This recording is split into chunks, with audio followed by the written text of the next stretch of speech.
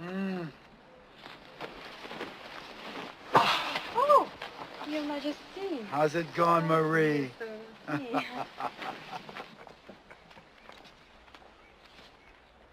It's good to be the king.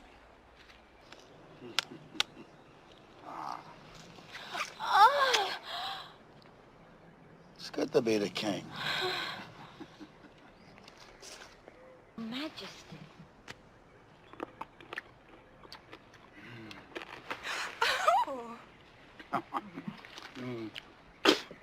It's good to be the king.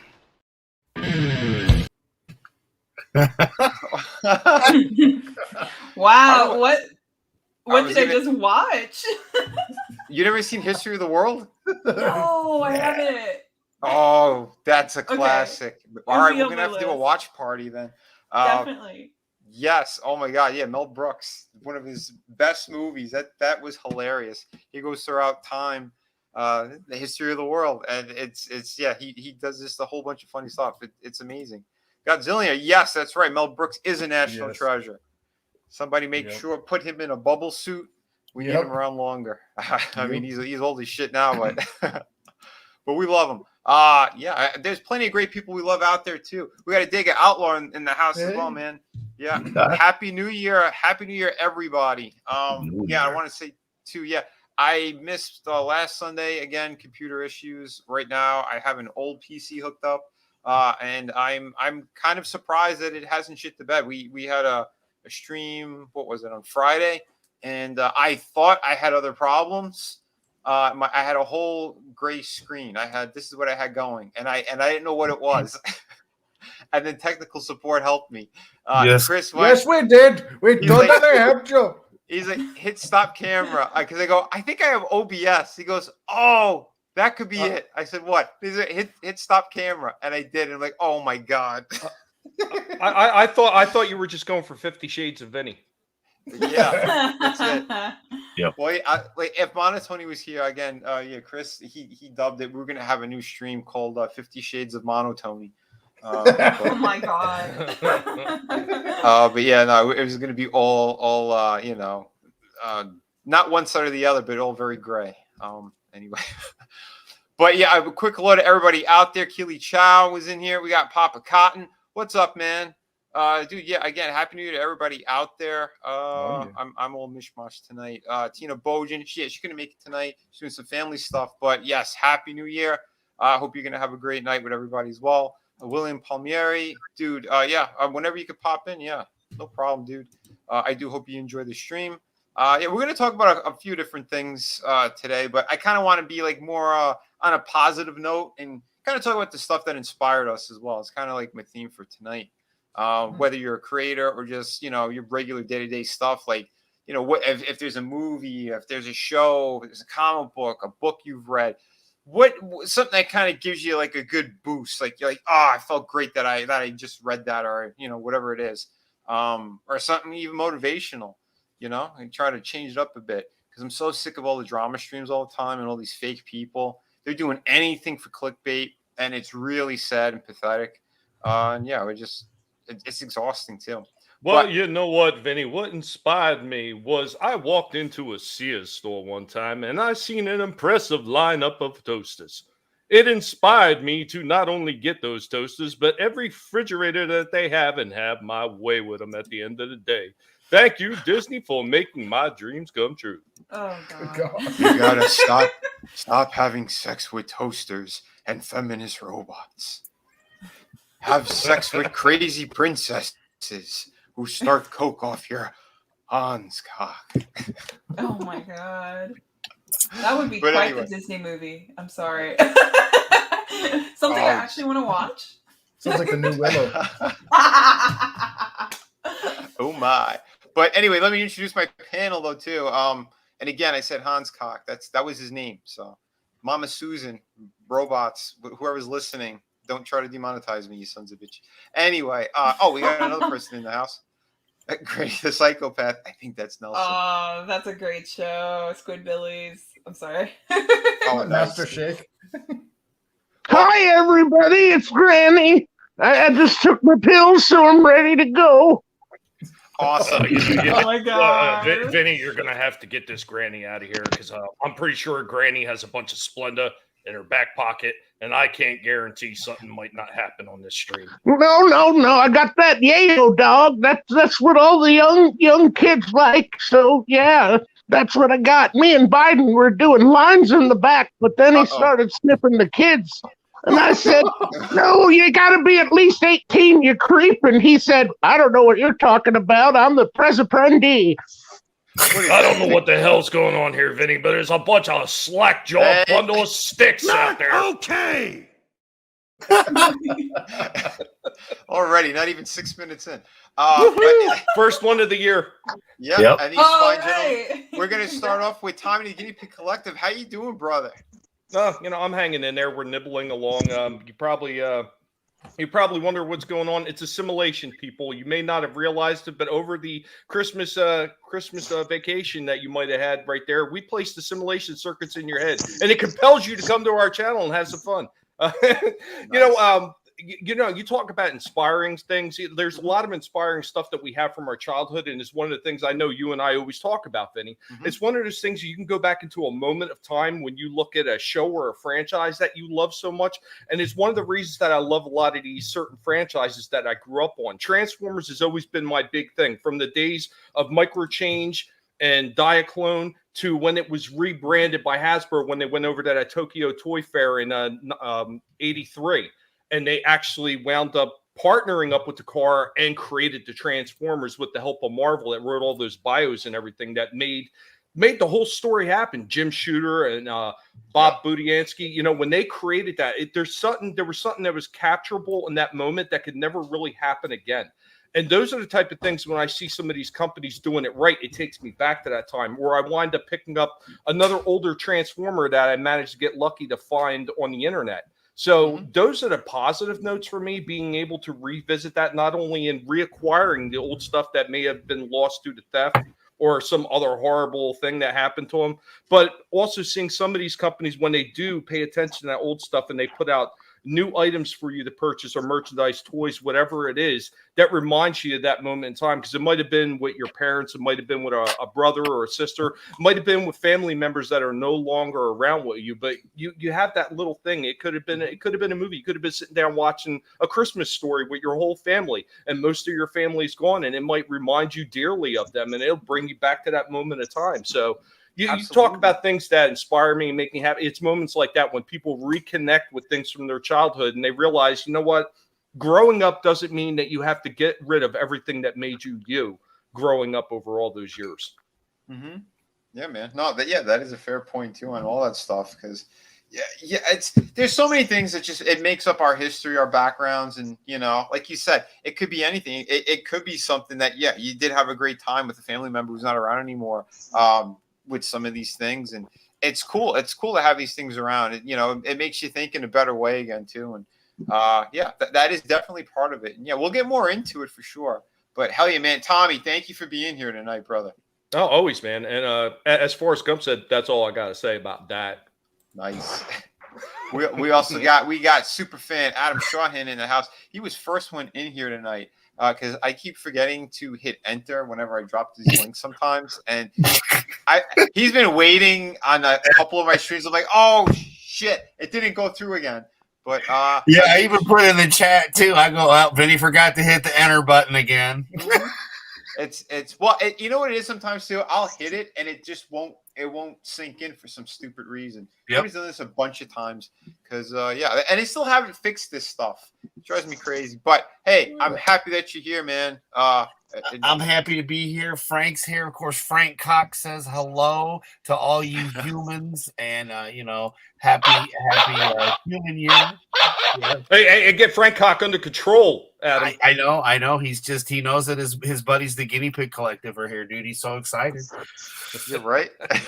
What can you do? What can you do? No, man, it's been a long day because I slept about 5 hours in between yesterday to today. So yeah, I'm just happy to be here. I was able to burn leaves and have fun and have a good workout. So it's been a great great start of the year so far. Just for Auntie Susan, when he's talking about burning leaves, he is talking about burning physical leaves that are hanging off of trees, not burning the other type of leaves that people get high off of. So please do not misconstrue what he has said and try to strike us down. Thank you very much, and have a nice day. And there is only incense burning right now, so remember that too. We also have fantastic, talented Mr. Chris Fisk, and he's got some Garbage Pail Kids going there. Oh yeah. I was on 80s Made Consumers stream last night. In fact, awesome. I hung around on that until about 9 this morning. Nice. Oh wow. Yeah, talk about ringing in the new year. Holy crap. We were talking about Garbage Pail Kids, and we all had to find ones that had our name in it. So I found Chris Christie and looks like a greaser Chris. So that's awesome. Hell yeah, man. I found a couple of those wrestling ones. They had WWE Garbage Pail Kids that I had them on the YouTube. I made little shorts of them. I saw them in the stores. I didn't buy any, but I was tempted. They had the Andre the Giant one.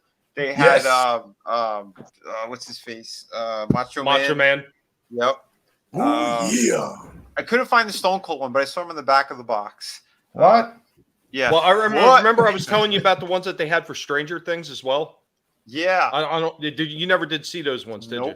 I don't think so. They were absolutely hilarious. See, I've never really fully watched that show. I think I watched maybe 4 episodes, maybe at the most. Mm-hmm. And I knew what it was hinting at because I seen enough of the show to understand. So it was like I was just dying laughing when I seen them in the store when they had that crossover like that. I wish they would do more of that stuff because come on, man, who wouldn't want to see some Garbage Pail Kids mixed with Transformers or G.I. Joe, especially? G.I. Joe, dude. Oh yeah, man.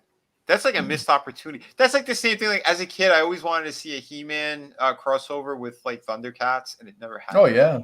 Well, we got that game, that Masters of the Universe game. Game. You can play as Lino. Dude, yeah, that was epic, man. I don't know. You said it was fan made, that thing, right? Yeah, totally free. Yep. Dude, that is incredible. I wasn't gonna play any games on the new PC when it comes, but I don't know. I'll have to talk to you. But dude, thank you so much for being here, man. Thanks for having me, man. Oh, always, bro. And of course we have Nelson. I mean, Granny the Psychopath here. Yeah. You were talking about Jim Shooter, and boy, he shot all over me. And about Stan Lee, they need to change his name to Stan P because he's into water sports. As for Chris Christie, he propositioned me once while I was trailing him on the Republican ticket, and we had to stop because I couldn't find his penis. Well, you know what? At least you didn't curse, so that's good. Mama Susan, she's changed her policies, but dude, Nelson, I'm happy that you're here too, man. I hope you had a good New Year's Eve. I did, but no cursing. Okay, but I can talk about sexy stuff and elderly prostitution. Oh my god! I think he's gonna stay in character all night, but that's gonna be great. Elderly prostitution, does that involve a lot of preparation H, I'm assuming? No, it involves a lot of. We just get jelly. It's cheaper than KY, and you just. Okay. Images, guys.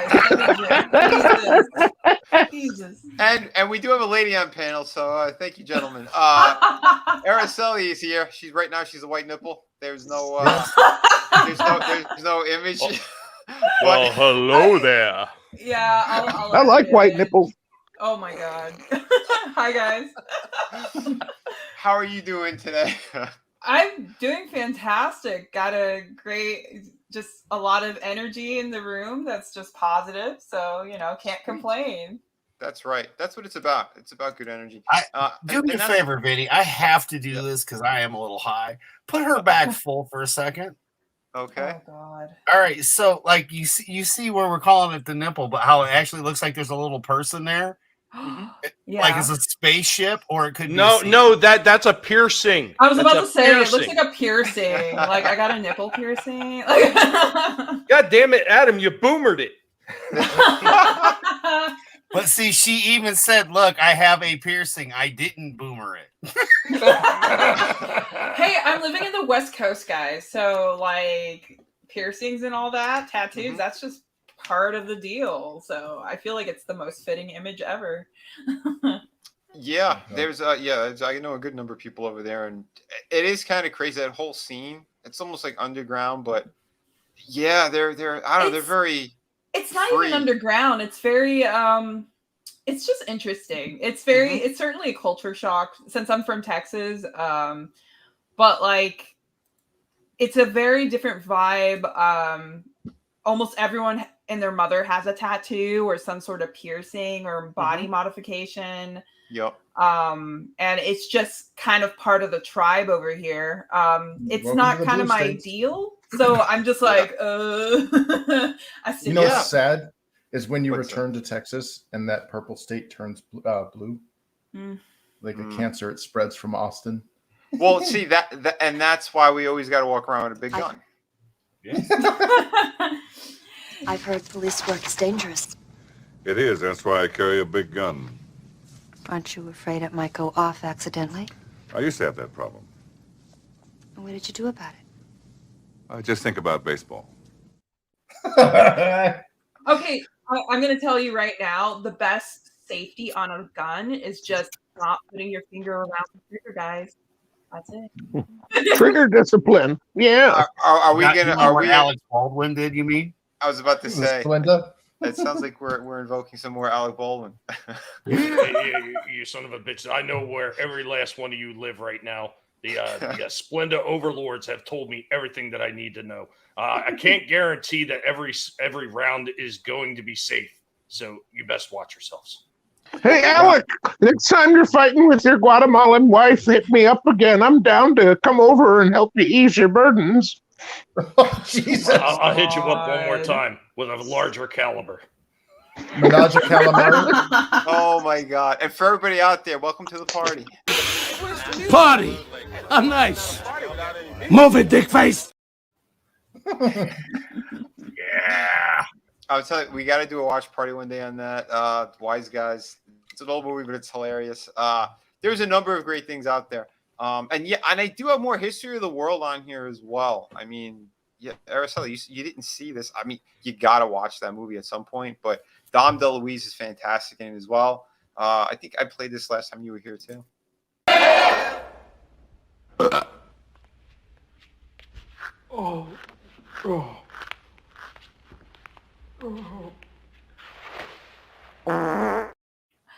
You know, honestly, I might have seen the film, but it was just so long ago. Dude, like, oh my gosh, there's just so many films. Oh, yeah, it's some great to stuff. a point, just, yeah. And then you just remember segments and you're like, oh my God, I did watch this. But when you sit down and rewatch it again, like for sure, clear head, it is one of those things where you're just gonna like fall off the chair laughing because I mean Mel Brooks, his movies were always like that. Wow, go ahead. That was Peter DeLuise in Cannonball Run, right? Dom DeLuise. Yeah. Oh shit! Oh my God! I heard. Go ahead. Well, I was just gonna say I heard working with Mel is amazing too. Like as far as like working in production and stuff, he's actually one of the few directors that crap about his, the people he's employing or working with, and a lot of people call him Uncle Mel. Yeah, Chris, it's not necessary to butter up to your own people, man. I'm sure that. Oh my God! Oy vey! Well, no! Shut him down! Not I while I'm think drinking it's water. amazing because I've been in my fair share of work situations that's so uncomfortable, and it's nice to hear that because I don't know. There's a lot of things you don't know until you're in the job, and you're like, oh my God, this is what it entails. Holy crap! Yeah. That's what I loved watching, like the behind the scenes of like those old movies and stuff. And yeah, they said it. Yeah, everyone on set, it was like a family over there. I know, like the Young Frankenstein movie. Everybody was in love with everybody. Like we had a ball. Everyone do whatever they wanted. Like they had their takes that they wanted to do, and then they had those improvised takes nonstop because they trusted everybody. Most studios would be like, no, it's wasting time. You stick to the script. But not him. He was like, no, if it's funny, if someone's got a good idea, let's try it out. Let's have a good time. I called him Daddy Mel the first night I met him, not Uncle Mel. Granny, no, that was that orangutan from Any Which Way But Loose. Oh my You need god. Clyde out of this. He had some hands on him, I'll tell you what. Holy hell! Wow. Well, and don't forget to. I mean, we're talking about a good thing. Well, you know what? No, I won't go there. Maybe later I'll show it. Because I got a couple other bumpers in here, but we'll talk about that stuff later. But yeah, shit. We're talking about some stuff that inspired us, and yeah, I gotta say, Mel Brooks movies, they did. You know, there's a lot of funny, great stuff, and it always gets you like in a good mood. Whether or not you are a creator, or just somebody you know who you want to enjoy something, sit down, have a good couple of laughs. I recommend almost any of his movies. They are hilarious. I grew up on those things like that. Benny Hill. You know, there's so many funny things out there. I don't think Hogan's Heroes. Oh yeah. Yeah, Hogan's Heroes. I saw nothing. Especially not. Well, I don't know. I don't know if I want to play this stuff yet. I mean, because it dips back into last year, but yeah, this is needed. The fact that her father took showers with her in a way that was, quote, not appropriate. Ask yourself, is there any explanation for that behavior that is justifiable? And there's not. It's sick and it's horrifying. Oh, Lord. He tried to take a shower with me, but he kicked me out. He said I creeped him out too much. You're getting too old. Oh, yeah. Shit.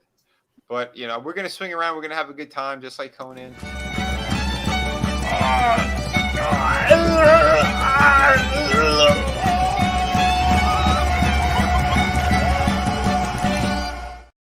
That never gets old.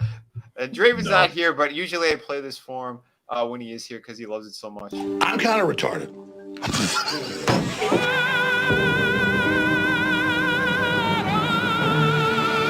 That man's a threat to this country. Oh my god! But yeah, no, it's funny stuff. They sore meat. Yeah. Oh shit, that's some funny stuff. Yeah, I was hanging out with Liam earlier today. I popped on the stream for a little bit. And yeah, we were talking about some stuff. Like he was showing like all the mech robots. He found a video that went like from I guess the sizes of them, like some that were maybe just like 12 feet, went all the way up to past the planet and all sorts of stuff from all the animes and all different cartoons and shows and stuff. It was interesting and funny. Then we kind of we spiraled out into like a Conan conversation, and we had found the bastard child of Arnold as well. I don't know if you guys seen him.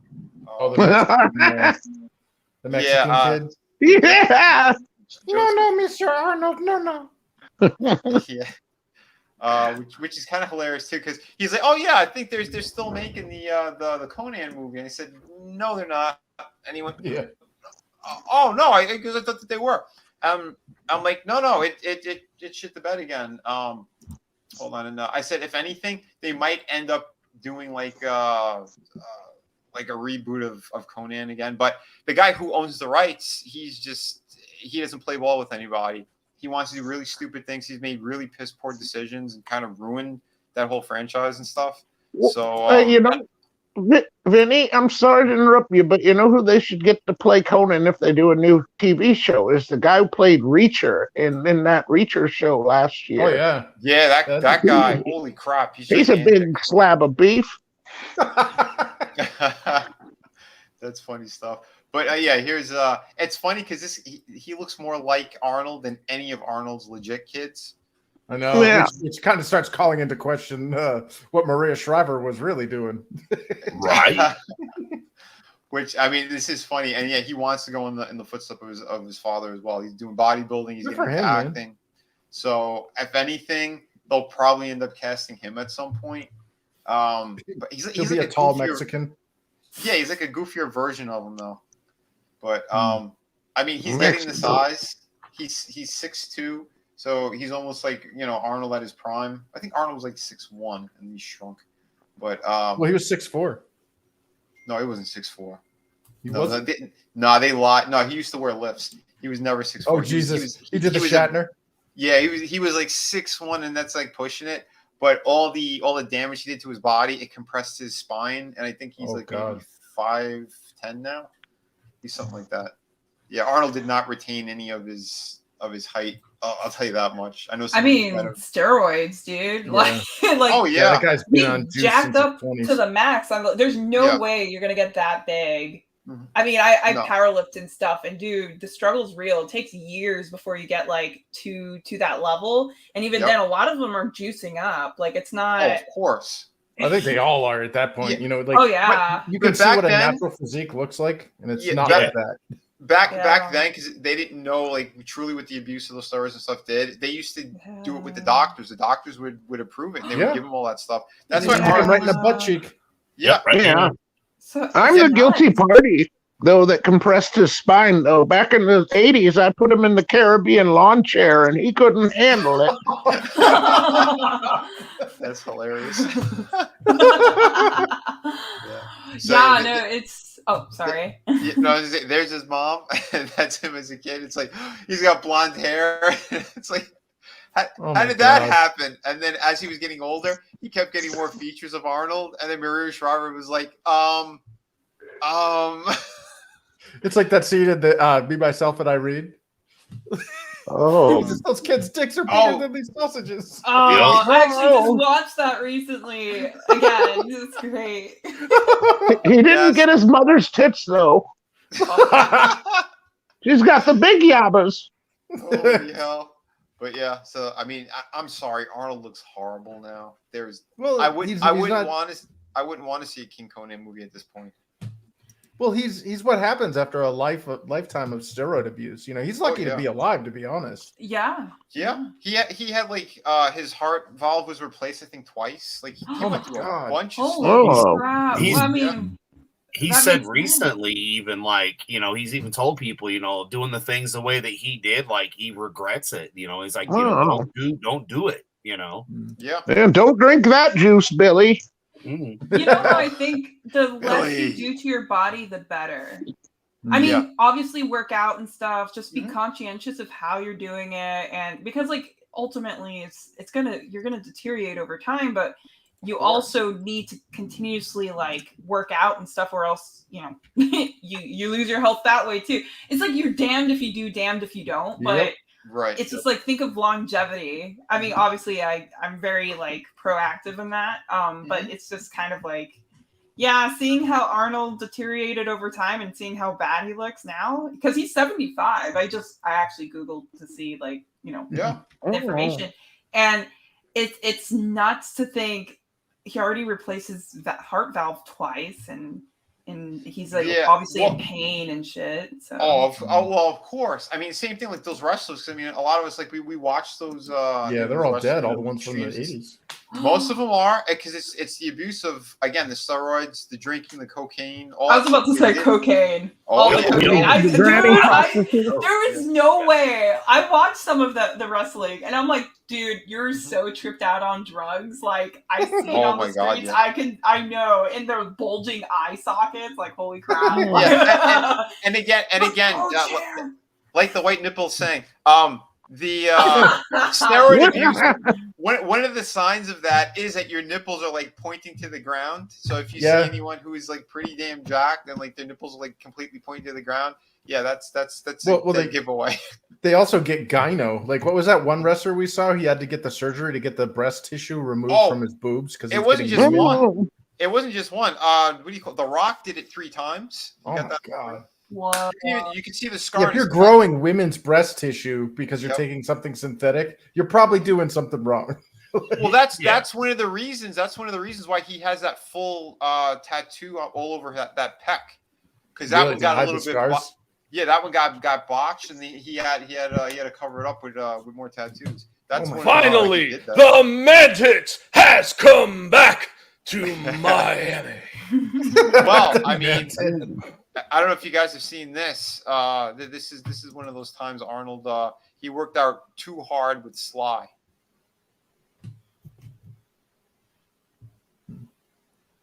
Yeah, They're both in the hospital. But yeah, I was that's their when he- nurse. One Hey, more. how's it going there, bitch tits? You like no better, Sly? Stop it! Oh, at least my man tits don't look as bad as yours. I gave him a sponge bath. You guys got to remind me when the stream's over. I meant to do it last time. I was going to tell Chris. There's a really funny and disturbing story about Sly that I got to tell you after the show. I can't do it on there because it's too bad. Oh no! But I'll tell you afterwards. Not a good dude. I'll just say that. I still enjoy a lot of his movies and shit, but yeah, a lot of these people are just scumbags. He was a little rough with me, Vinny, back in '82 in Philly. He slapped me around a bit, but I liked it. It's okay. Well, remember how they found him. I'm just going to leave it right there and how he started his film. Italian. Oh, look at how they got Danny Trejo. I mean, the guy held up a bank with a hand grenade. Yeah, right. These are not good people. No. Celebrity worshiping. Like, no, that's I can't stand. But I still want a Trejo's taco. I'm just saying. Oh, I know. I made Danny Trejo's Mexi melt. Oh! I met him once at a Purple Pop convention. Lots. I'll tell you one thing though. He is super great with the fans because it's like he should have either been dead or in jail for the rest of his life. So he knows like the career that he's had. Appreciate what he has. Yeah, you could see it. I mean, the guy he's all smiles the whole time. He'll run around. He'll stop There's proof anywhere. that somebody that made a mistake can change. Oh, for sure, man. Oh, yeah. If they're not insane. Yes, and there's too many insane people who are running around right now.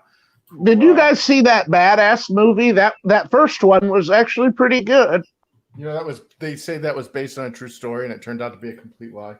Which one? But it was a fun movie, though. Oh yeah. So Badass was based on a viral video on YouTube called Epic Beardy Man, where a elderly, like a non-vet, old bearded guy was sitting on the bus, and this obnoxious black guy started like harassing him and a couple of people on the bus, and eventually the black guy like got in the white guy's face, the beardy guy's face, and the beardy guy actually moved to the front of the bus to like I don't want any trouble or whatever, and then the black guy came over to him and smacked him in the face, and the beardy guy stood up, beat the crap out of him, walked out of the bus so that he wouldn't cause any damage to the bus, and they just thoroughly pounded him, and it was all on film. And they're like, "Oh yeah, let's make a movie based on this." So they got to play the epic bearded guy, the white guy. They got Danny Trejo, and then they had Nazis. Yeah.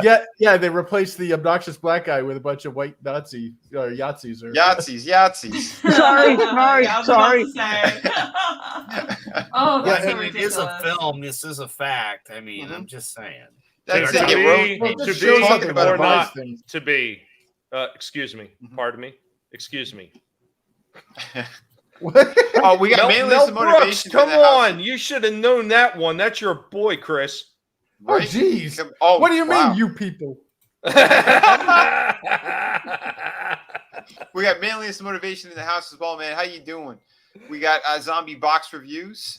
Hello. Oh, Yeah, again, it's did you? I don't know if you guys seen this one. This kind of made me laugh my ass off. Hold on, I'll gotta click the little audio thing. I don't think there's any music in it, so we should be fun. This was great. This made me laugh. So happy New Year, folks. I've been teaching the disciples all week. It's nice to actually take a break and have a little fun. Cannonball! Oh, Jesus. Oh, Lord. Disciples all week. It's nice to actually take a break and have a little fun. Oh, yeah. I get it. Oh, he walks on water. Yeah, I get it. I just got it, Vinny.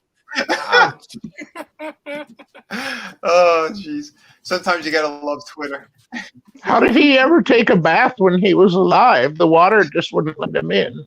Well, that probably made John the Baptist's job really hard. Granny will give him a sponge bath. Do you suppose that he just kept picking his head up and slamming it into the water? Yeah, it's like a bad kung fu fight. It's like a Waffle House fight. Oh, dude, yes, I found that. Thank you. I'll show that too. I can't play the music on this one because somebody actually put the Avengers music to this, which was great. But it's a shame I can't play it because they will. We know Disney. It's just awful, but I can show you the visual. Yeah, there was a Waffle House fight that we have an MVP here. I think this is probably the hero of the year. Never mind all those movies that we've seen. Check this one out. This is pretty epic. So we got some crazy folks here. Yep. They're doing their thing. They And did do nothing. my God, look at that with the crosses, and look at that with the chair. Oh my God! She killed her! She killed her! Stone Cold! Stone Cold! She Kentucky caught it, Fried Chicken. spun it, Oh, the humanity. slammed it down. And mind you, this whole clip, like they're playing that music from the Avengers, or the big hero. Boom. Yeah, she was like, I've been in a meth house fight before. This ain't nothing. Oh my. my life. It's like Really makes good men. I don't understand these people. You know, it's just the shit that they do is just it's on they another do it level. because they're allowed to. Like, Yeah, this is they didn't get their uncivilized ass beat like it savagery. needed to been. Yeah. Well, no, it's like anytime Discipline. law enforcement tries to enforce the law, it's my right there. Don't no, like we have a society we live in. If you want it, like we're only in a society because we tenuously agree by the rules. You know what I mean? Like every time you get in your car, some jackass could be like, you know what? I don't care, and just drives his truck right through you. You know, and there's nothing you can do about it. So we're all in an agreement to live in our society. And yet these savages are just going amok. And whenever anybody tries to hold accountability, they're my right, my right. And it's like, dude, I don't care. My ancestors are. I got the Korean. Was it the rooftop Korean in my blood, man? That's how we deal with this stuff. Yeah, dude, Yeah, you're the egg roll eater on the roof. Have a seat. Oh, come on. Dum. Oh my God. I thought he would have been the diddler on the roof, but okay. That is a cunt move. No, Joe Biden. When Joe Biden goes into a photo booth with his granddaughter, he's the diddler in the booth. Okay. Man, villain. We gotta watch out with these. Sorry. Bo got some Jiden. Remember, they're gonna cancel us.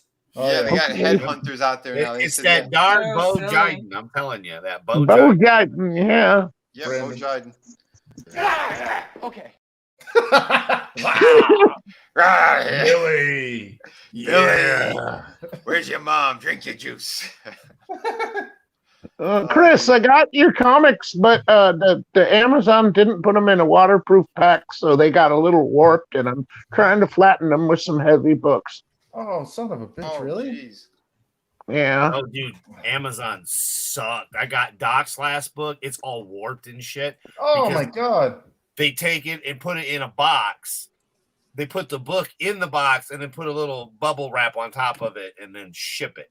Yeah, mine arrived with one sheet of bubble wrap, and it was too small for the box. And basically, it was like the opening to the Jim Carrey movie, where he's the UPS guy and he's kicking the box down the street. It was like that. Oh. When I got Liam's book, it was the same thing with USPS. Like, I don't know what they did other than they had to have thrown his box in a puddle, because all the rest of the mail that was sitting in my mailbox was dry. It was absolutely perfectly dry. The whole end of the damn package that Liam sent the book in was like soaking wet because they like threw in a puddle and just stared at it for a few minutes. I'm so agitated, man. I'm telling you, I'm gonna wait outside for the mailman to come and do that shit again. Me and my Red Rider. I'm not going to say what's going to happen, but I guarantee it's going to be hilarious. You take an eye out, kid. I like it wet sometimes, just not with my comics. Oh, jeez. Oh, shit. That's the only thing that pissed me off. Like, I got the hard book, like I can at least read the pages and everything, so none of that's damaged. And I mean, again, though, it's like, come on, guys. They should at least know how to send your guys' books properly through the freaking, Amazon post. Well, yeah. I mean, if it's damaged, I mean, could you like either return it or like you could like send photos or return it, or I don't know. You definitely could. Chris, I had that same thing with a Degas book when I got a Degas. Amazon.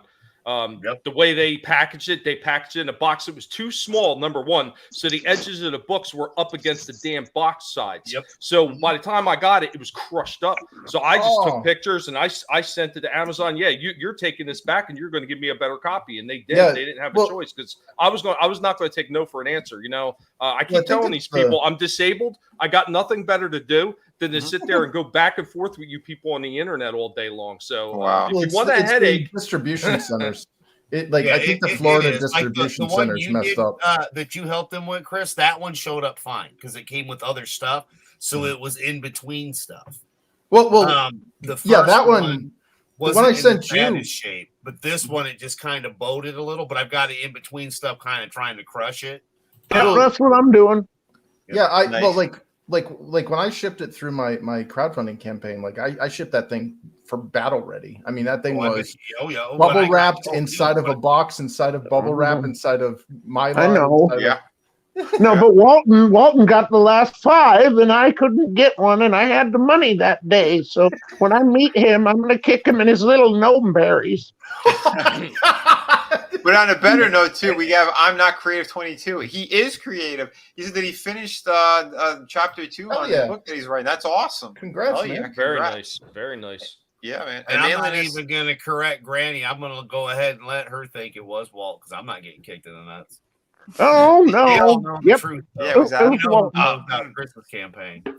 We won't say anything, though. But, yeah, I know. You guys met already. But so no one got kicked in the jewels. Mainless, he said that, yeah, his boss got one that was totally screwed up on Friday at work. Yeah, dude, that's it. It depends what it is. And it's like the distribution center, whether those people are going to, be careful with products or not. Yeah, I had to put insurance on the thing that I ordered. In the UK, one of them was a little bit lighter than the other one. Obviously, as it was running, something kind of was running out. Mm-hmm. But, and again, I'm not complaining, dude, because if you just got one, you would never know. Of course, I've got the originals plus the Amazon, but I read the Amazon one. But again, mine experience. Mine isn't wet, Chris. It's just bowed a little, like Adam said. But as for them not taking good care of packages at the Amazon distribution centers, that Bezos has got them peeing in Gatorade bottles. Yep. So, yeah, they don't care about your packages. Sorry. They didn't have a Gatorade bottle when they were delivering that one. Yeah, it's crazy. Soul Assassin goes, wait, you all got bubble wrap in your boxes? Yeah, dude, it's crazy. Yeah, sometimes they don't even do that. You're right. Not that much. Yeah. I got the manila envelope with the bubble wrap. Wait, they didn't even put it in a box? No, they put it in the manila envelope with the bubble wrap. Yep. Wow. That's how a soft cover book. Came in the manila bubble envelope. Well, and it was raining the day it came. Oh, those bastards! I ordered several authors' copies, and they're proofs. They got that thing across the cover so that I can't sell them or anything. But every one of those came in boxes. I think it is a regional thing. I think that wherever your distribution center is, Amazon needs to have a little talking to. Well, I planned on buying one and sending it to you, but you never gave me your P.O. box, you jackass. You never answered my question. That's because you sent me the human turds. Adam wants to stick it in your box. Yep. We need all this gash. What we need is we need a representative, and we need Gashman to go up to Amazon to tell these people. Don't fuck this up, Mitchell. You're not wrong. That's right. You invoked Gashman. Here I is. I'm all right. I'm going back to Disney World. Everybody, it's me, Happy Gash here. Yeah. Hey, Ron. It's a small gash after all. Yeah. Ron, when do you want another massage session? I can dress up like a little boy. Oh, Jesus. Don't do that. We're gonna need a palate cleanser. We're gonna need a palate cleanser. We were talking steroids before, so here's Ric Flair. I want to see it. Let's see what you got. MMA riding, jet flying, kid stealing, wheeling dealing, son of a gun that could kiss any woman right here, even that fat one, and make her cry. Brother, watch this, girls. Woo! Woo! Hey! Woo! Woo! Woo! Woo! Woo!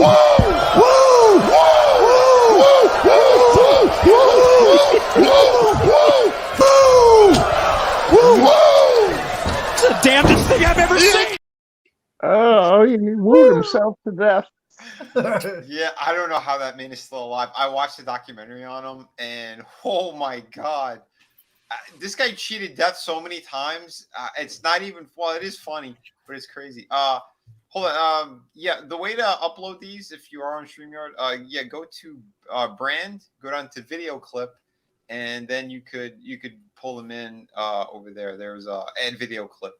Who was it? Immortal Coil? No, I'm not creative. I'm sorry. I'm not creative. Yeah, I'm not creative. There you are. Yeah, that's how you do. You go to brand. But oh my God, holy crap! That documentary, if you guys haven't seen it, it's almost 2 hours long. This guy, between the amount of drinking that he's done, his lifestyle in general, I do not know how he's still alive at all. The guy was at one point drinking from, I think he said, from 10 in the morning until 3 a.m. In the morning. Like, how do you function like that at all? And this guy's doing hard liquor on top of it. Like, holy shit. This was crazy too. He nearly died in a plane accident. He survived. He broke, like, I think multiple places all over his back. Yep.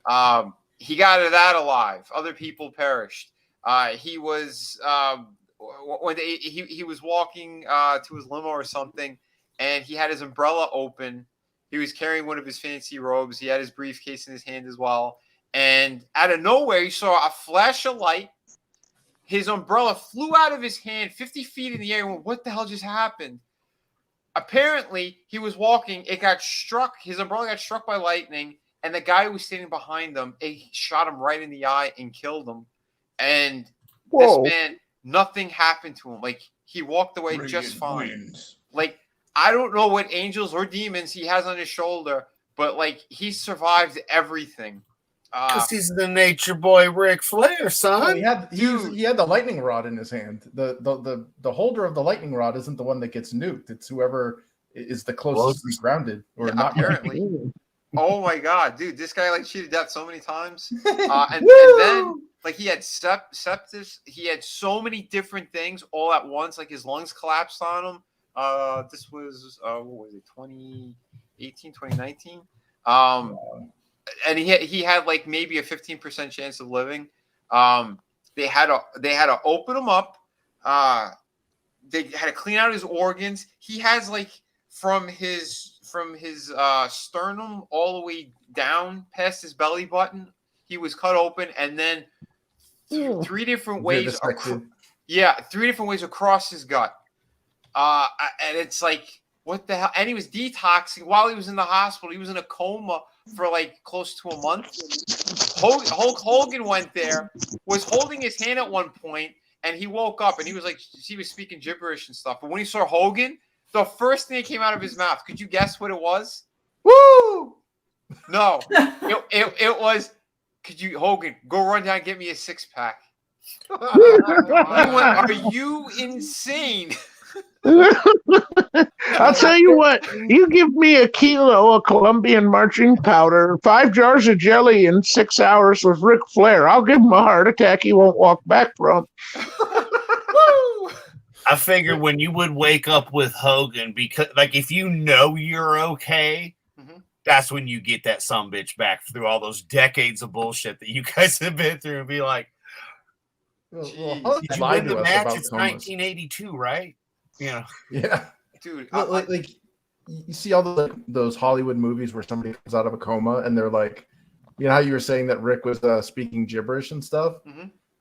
That's normal. Like, it usually takes months after you recover from a coma, and you're usually like a vegetable. And when you come out, you have to relearn everything, like relearn your language and how to walk and basic motor function. Like, so a good friend of mine, same deal. Yeah, the fact that he could actually string together a coherent sentence like that makes that man a freaking god. I'm telling you, it's insane. During the interview that they had with him too, this is before like his final match that we watched. What was it? In August or whatever it was. I guess they filmed it right before that, and he's sitting there going, like, "Are you having any injuries?" Like, I mean, like, all these years and all this stuff that happened. He goes, "Nope, no pain, knees back, no, everything's fine." And it's like, what do you mean everything's fine? And they're like, as they're showing that, like, you see him in his gold robe, like montages, and He's like, you know, as he is now, 73, whatever it is, and he's like doing his little strut. But then as soon as he's done with his strut, you see him, he starts to walk towards the camera. It looks like everything is broken in his body. Oh God! Like his knees are After buckling he in. morphs out of Ric Flair going to the ring or leaving the ring. If Tonka ever made a person, that's what it would be, Ric Flair. Yeah. He built Tonka tough. Tell me about it. But his story is insane. He was a black market baby. Damn. His whole story is just, it's next level. I mean, and yeah, he was a spoiled brat. I mean, he got very lucky. I mean, his parents were amazing. The ones who did ended up adopting him or buying him or whatever it was. They were like incredible. And he kind of tormented them in his own way with how many wild things and stupid things he would do. But, you know, he did love them and they all loved each other. Like he had a great life. We'll say that much. But every one of his promos, they were all fact. There was not one that was fiction. With all of the insanity that this man has said and done, he's done it all. I don't know how he's alive. Why isn't he on those Dos Equis commercials? Exactly. Yeah, it's unbelievable. Unbelievable. He used to drive Andre the Giant around for like a year or two when they started. That had to be something else too. I know that Roddy Piper did at a short time as well. He became good friends with him, and some of his stories were amazing with Andre. Some of that stuff was just just over the top. And the man, like again, Andre, he was drinking like bottles of wine, like a case of wine by himself, like in like one shot. Gallons of wine. Yeah, it's crazy. And he used to say that too, because they used to drive him around the territories before, like, they had the big ones. They had like 12 different territories or whatnot. Oh, yeah. And they had to be driven around all the time. And one of these guys, I think it was Vern Vergagna, and he's like, he put him together with Flair for the road shows and shit, and Andre wouldn't go out. He goes, no wine for him. He goes, no wine, no wrestling, boss, because you get me my wine or I'm not going to wrestle. Because like he was the star attraction. Anybody want a peanut? Yeah. I have a theory about Andre the Giant that his mother was a Sasquatch who got hurt, and his father was a woodsman in northern France. And they just kind of fire stationed the baby after he was born, and then now you got Andre the Giant. So like a not safe for works Jack Link's commercial. Yeah. Mess with Sasquatch. Dude, yeah, it's crazy. But I did hear that too, Soul Assassin. Yeah, he drank to numb the pain of what he was going poor through. guy. Yeah, man, that really sucks. But he did get the operation too. I know that, like towards the end. But instead of growing tall, then they started getting wide. So that's the other problem too with that gland and all that. Well, he was awesome in The Princess Bride. He was. Yeah. He was fantastic in that. The Bionic Man too. Everybody always forgets the Bionic Man. Yeah, that's right. Dude. And I know they said he was in such excruciating pain on that set too of Princess Bride. When he was supposed to catch Robin Wright, he really couldn't do it. Like they had to like prop him up. They put like extra braces on his back and stuff, and just kind of like placed her gently in his arms. Like he couldn't even lift her. And could you imagine after that he's going into WrestleMania with Hulk Hogan and being slammed by him? Oh my God! And that's when Hogan tore. Torture. That's when Hogan tore every muscle in his back because Andre couldn't jump. He couldn't give him that boost. So Hogan literally picked up like close to 600 pounds and slammed it. Could you imagine that? Jeez. Well, those ring floors, the ring mats or whatever. Like I always thought it was like a trampoline and stuff. It's no, it's actually plywood. Like, and metal bars and plywood with steel girder system underneath it to keep it from collapsing. Yeah, God, like they make it look like it's not as painful as it. Like, swear to God, I'd be such a wuss that the first time I got knocked flat on my back, I don't think I'd get up. Oh, ow, my back! Like, dude, we can't get out of our chairs half the time. We're doing wrong, and I'm in pain. Yeah, I used to get put through tables when I was a teenager. I Didn't Draven do some amateur stuff? Yeah. Too? Oh yeah, he did backyard wrestling. Yeah. We know Etop. He was doing some pro stuff. Indeed. Yeah. When Draven first started off, he was about 6'4". Oh damn! Lies, I tell you. But yeah, no, I'm not creative. Yeah, he said. Yeah, speaking of wrestlers, who here is a fan of Tyrus? I think he's great on Gutfeld. I've only seen a handful of his matches though. Like I wasn't really watching at the time when he was in, but yeah, no, I think the guy's really intelligent. He's hilarious on Gutfeld. If anyone's seen that, I like the Geech. The Geech. Oh no, Yeah. not Geech. I want to see him fight New Jack. Oh no. Yeah, our Jack buddy. is dead, though, wait a minute, I got to do this the right way. He was a buddy of mine that I knew because he was bleeping soy, but he was a good bleeping wrestler. It's not the same without saying fuck. Yeah, exactly. I'm trying to bleep it for you, Vinny. I was trying to bleep it, but I dragged it out. So maybe they didn't catch it. Okay, zombie New Jack then. Zombie New Jack. Like zombie Loja. We love zombie Loja. But yeah. Speaking of other things that are dead, James Gunn killed Superman, remember?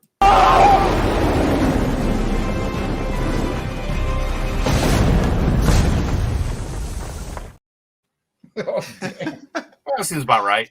Yeah, I have no faith in any of that stuff. I'm could care done less. with it. Could you imagine, like, they still have like 3 or 4 movies that need to be released, and they're like, "Yeah, we're gonna restart everything." What do you think that's gonna do to the box office for the rest of those movies? What do you? Well, what look, do you did you think see that's the gonna numbers do? this year? Well, I was going to say, did you guys see another thing that they're getting ready to reboot the entire franchise of? They were talking about they're going to reboot entirely Harry Potter. I have never been a fan. Never was a fan of that series, but for all the fans that are, I feel your pain. I mean, they're going to destroy that franchise as well. Harry Potter's going to be a gay black lesbian. Her magic. Well, look what they did with the cursed child there. They did like a play, and suddenly Hermione was like black, and it's like, in what world is that? What like, I got no problem with black characters, but like Hermione was not black. Like, what? Where's the squid representation? Right, Chris? Yeah. What's up? I said so. They'll pick Lizzo. Well, that's the thing is like. They would probably do something like that. They would probably push like all this, and it's like a magic flute. Yeah, well, they don't like say what you will about J.K. Rowling or whatever, but like this is the thing is like obviously I'm not a big fan of the whole feminist stuff and like the whole man hating crap, but like she's been consistent, and they label her a certain phobe and all this stuff, and it's like no, I gotta respect her for that. I gotta respect her for sticking to her guns on that. Yeah, no, I gotta say, I've seen them. I've seen them all. I had cousins like when I was living up there in New York. They were younger. We took them to go see it. I ended up seeing them. Even like I wasn't into any of that shit, and I ended up watching them. And like, yeah, it's a cultural benchmark. Like, yeah, but here's the thing though. As the movies progressed, they got darker. They became a little more adult, and like they were by the end, like they were really entertaining. I enjoyed like the last couple of them. I thought they did a great job. Start all whimsical and stuff. Yeah, I mean, but that's the thing because like they had. That's the one smart thing I'll say is those movies, like the audience grew with them. Yep. Like she didn't play down to any of them. She didn't make those kids feel stupid at any level. No. Have you guys read the books? One of them. I recommend reading all of the books because really it is a story of growth. Because a lot of it I think she did a fantastic job with all of the characters. Because like you said, it grows with the audience. It grows with the audience, but then a lot of it is just you're also introduced into the world, and it's great for adults to read too. So it's just really cool to like see the growth of the characters and the development because like really it's a fantastic story. Yeah. I wish they would before they reboot anything. I wish they would just like I don't know. I wish they would just tell new stories at this point. Like I hate. That like every 5 minutes there's like there's a reboot from something from the 80s. Oh my god, it's so groundbreaking and award winning. I'm like worse. yeah, it is always worse, isn't it? I swear. But oh, real quick though, too. Yeah, we got Mogwai Centurion is in the house. We got Lasso of Truth. Yeah, we got a couple more good people in there. King of Squibs. Yeah. Hey, hello everybody. Lasso's right. Welcome everyone. Yeah. Lasso's right. You know, they're doing it to punish Rowling. Yeah, well, one of the things I want to say, it didn't even have to be a story for people. And like I said, I've never been a big Harry Potter fan, but my father found that much later in life, obviously, and he loved it to death. Like he enjoyed everything about Harry Potter, from all the movies to a lot of the merchandise was out there, and he was a huge fan. So I mean, that story, the way it was, actually, it reached more than just the generation it was intended on hitting. Oh yeah, I mean that's last the fairy thing. tale. It's one of those things where it's a good story if you're telling things honestly, and just the words and the vernacular used within the story. What I was like, wow, this is beautiful. Like she's a very talented author. She is. I was impressed. I'll give it to her all the way for sure. I mean, that sounded dirty. Soul Assassin, he says Ric Flair for the Wizard Master. He goes, "You're a wizard, Harry." Woo! Oh, that's right. He's gone now. Was it Robbie Coltrane or the guy that played Robbie Hagrid? Coltrane is but he was Hagrid. Yeah. I gave what's her name? What's her name is the lady who wrote the Harry Potter books? J.K. Rowling. Yeah. Yeah, I gave her the full Hufflepuff one night. But for someone, again, like, she had nothing when she wrote that. She was living in her car, and she was telling those stories to her kids. Yeah, that's an amazing thing, and a lot of it too. Those characters, like I know, like the background about that stuff too. That it was like her and her friends, and that lifelong kind of friendship that she had with a lot of them, and what happened, and who was in a relationship, and then it didn't really work out. It wasn't meant to be that way, but they stayed friends. A lot of things that did happen in her life, like she peppered in that stuff in there, but you had a more natural flow with these characters. Like from the beginning.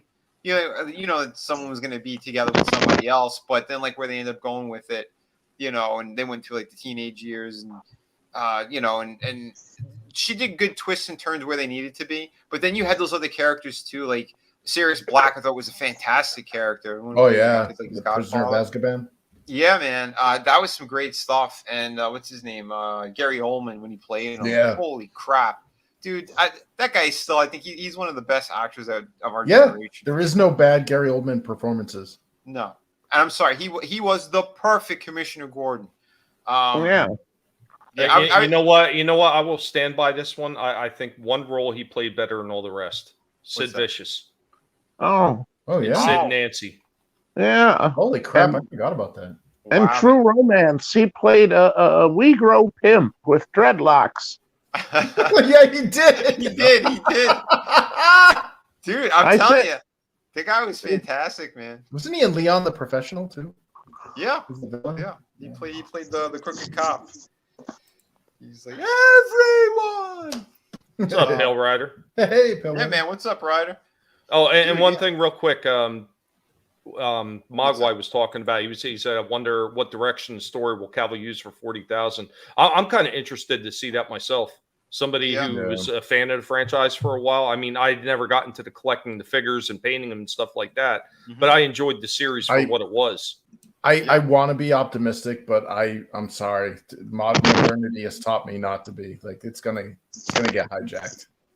Bill's gonna have. I think though, Chris. I think it's going to start off good, and whether or not they interfere is going to be seen. Because maybe, just maybe, they're going to let him do something with it to begin with, kind of like they just let those guys still continue the story with Cobra Kai on Netflix instead of injecting all kinds of garbage into it. Maybe they will let him go initially. Well, I don't think Warhammer 40K is really suitable for a mainstream audience. Like they're gonna try to like make it like a Star Wars, so that like the Imperium is evil. Like there is no good faction in Warhammer 40K. Everybody is an unlikable asshole group. Like oh wow, it's they call it grimdark. Like it's absolutely horrifying. Like everything is like the Space Marines, they're genetically modified. They're like 8 feet tall with like 2 hearts and shit.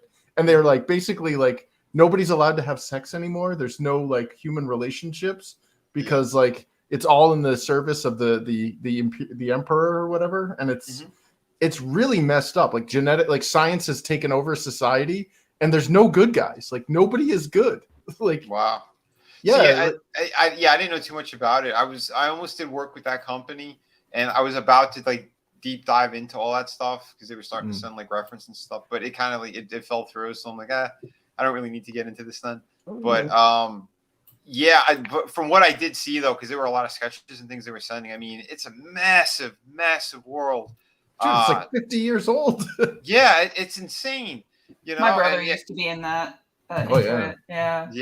I mean, it was cool. Well, one of the few times that I went to San Diego Comic-Con, that's where I met one of the people who were kind of running some of it, and like they had the tables all laid out. I'm like, what is this? What are they doing? And like there were people who were painting miniatures, they were playing games. Like I wasn't too aware of what it was, but I was introduced to them through Richard Taylor from What a Workshop. He's like, he goes, Vinny and his brother, they're fantastic artists. You got to check out this stuff. So he kind of introduced us, and we were small talking a little bit. But just to see what they had there was kind of mind blowing, and the amount of space that they took up there doing it too. And it's like, wow, I wasn't really aware of how big it really was. And then it's a toy. It's like it's not Dungeons and Dragons. Like it's a table. Like you got figures. Yeah, it takes up conference tables, like multiple conference tables, and it's a multi-billion-dollar business. Well, they did do role-playing games too. They had books out for the role-playing games as well. But it has been around forever. All kinds of novels, all kinds of different games on different mediums and consoles and everything like that. Well, it has Blizzard been around ripped a them very long time. Like Blizzard ripped them off. I mean, they originally there was originally Warhammer. And that was like a medieval fantasy, kind of like a Tolkien thing, but it was all grimdark. And then the Warhammer 40K is like, well, what happens when this grimdark goes into the future and it goes sci-fi? So it's kind of the same factions, the same story, but only it's like sci-fi.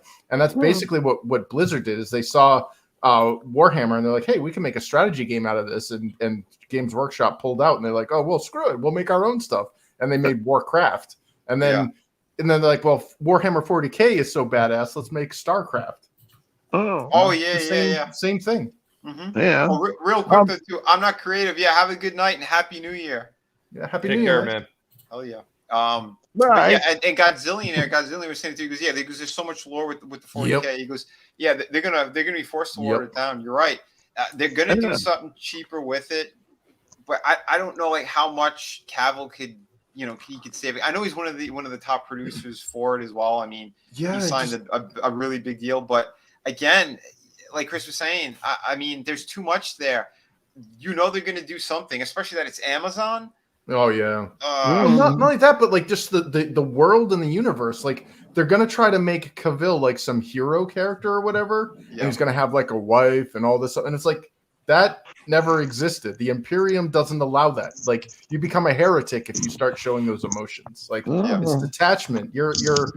Again, it's an evil society. There is no good guys. And right there, what you said there. I mean, I know that's probably one of the things that Amazon probably likes because they don't like heroes. Yeah, they want more villains. But you're right. Evil white man. The main audience is not gonna if they can't really lock onto a character and be like, okay, yeah, I want to root for them. I want to see where the story goes. That's where the big fail is gonna be.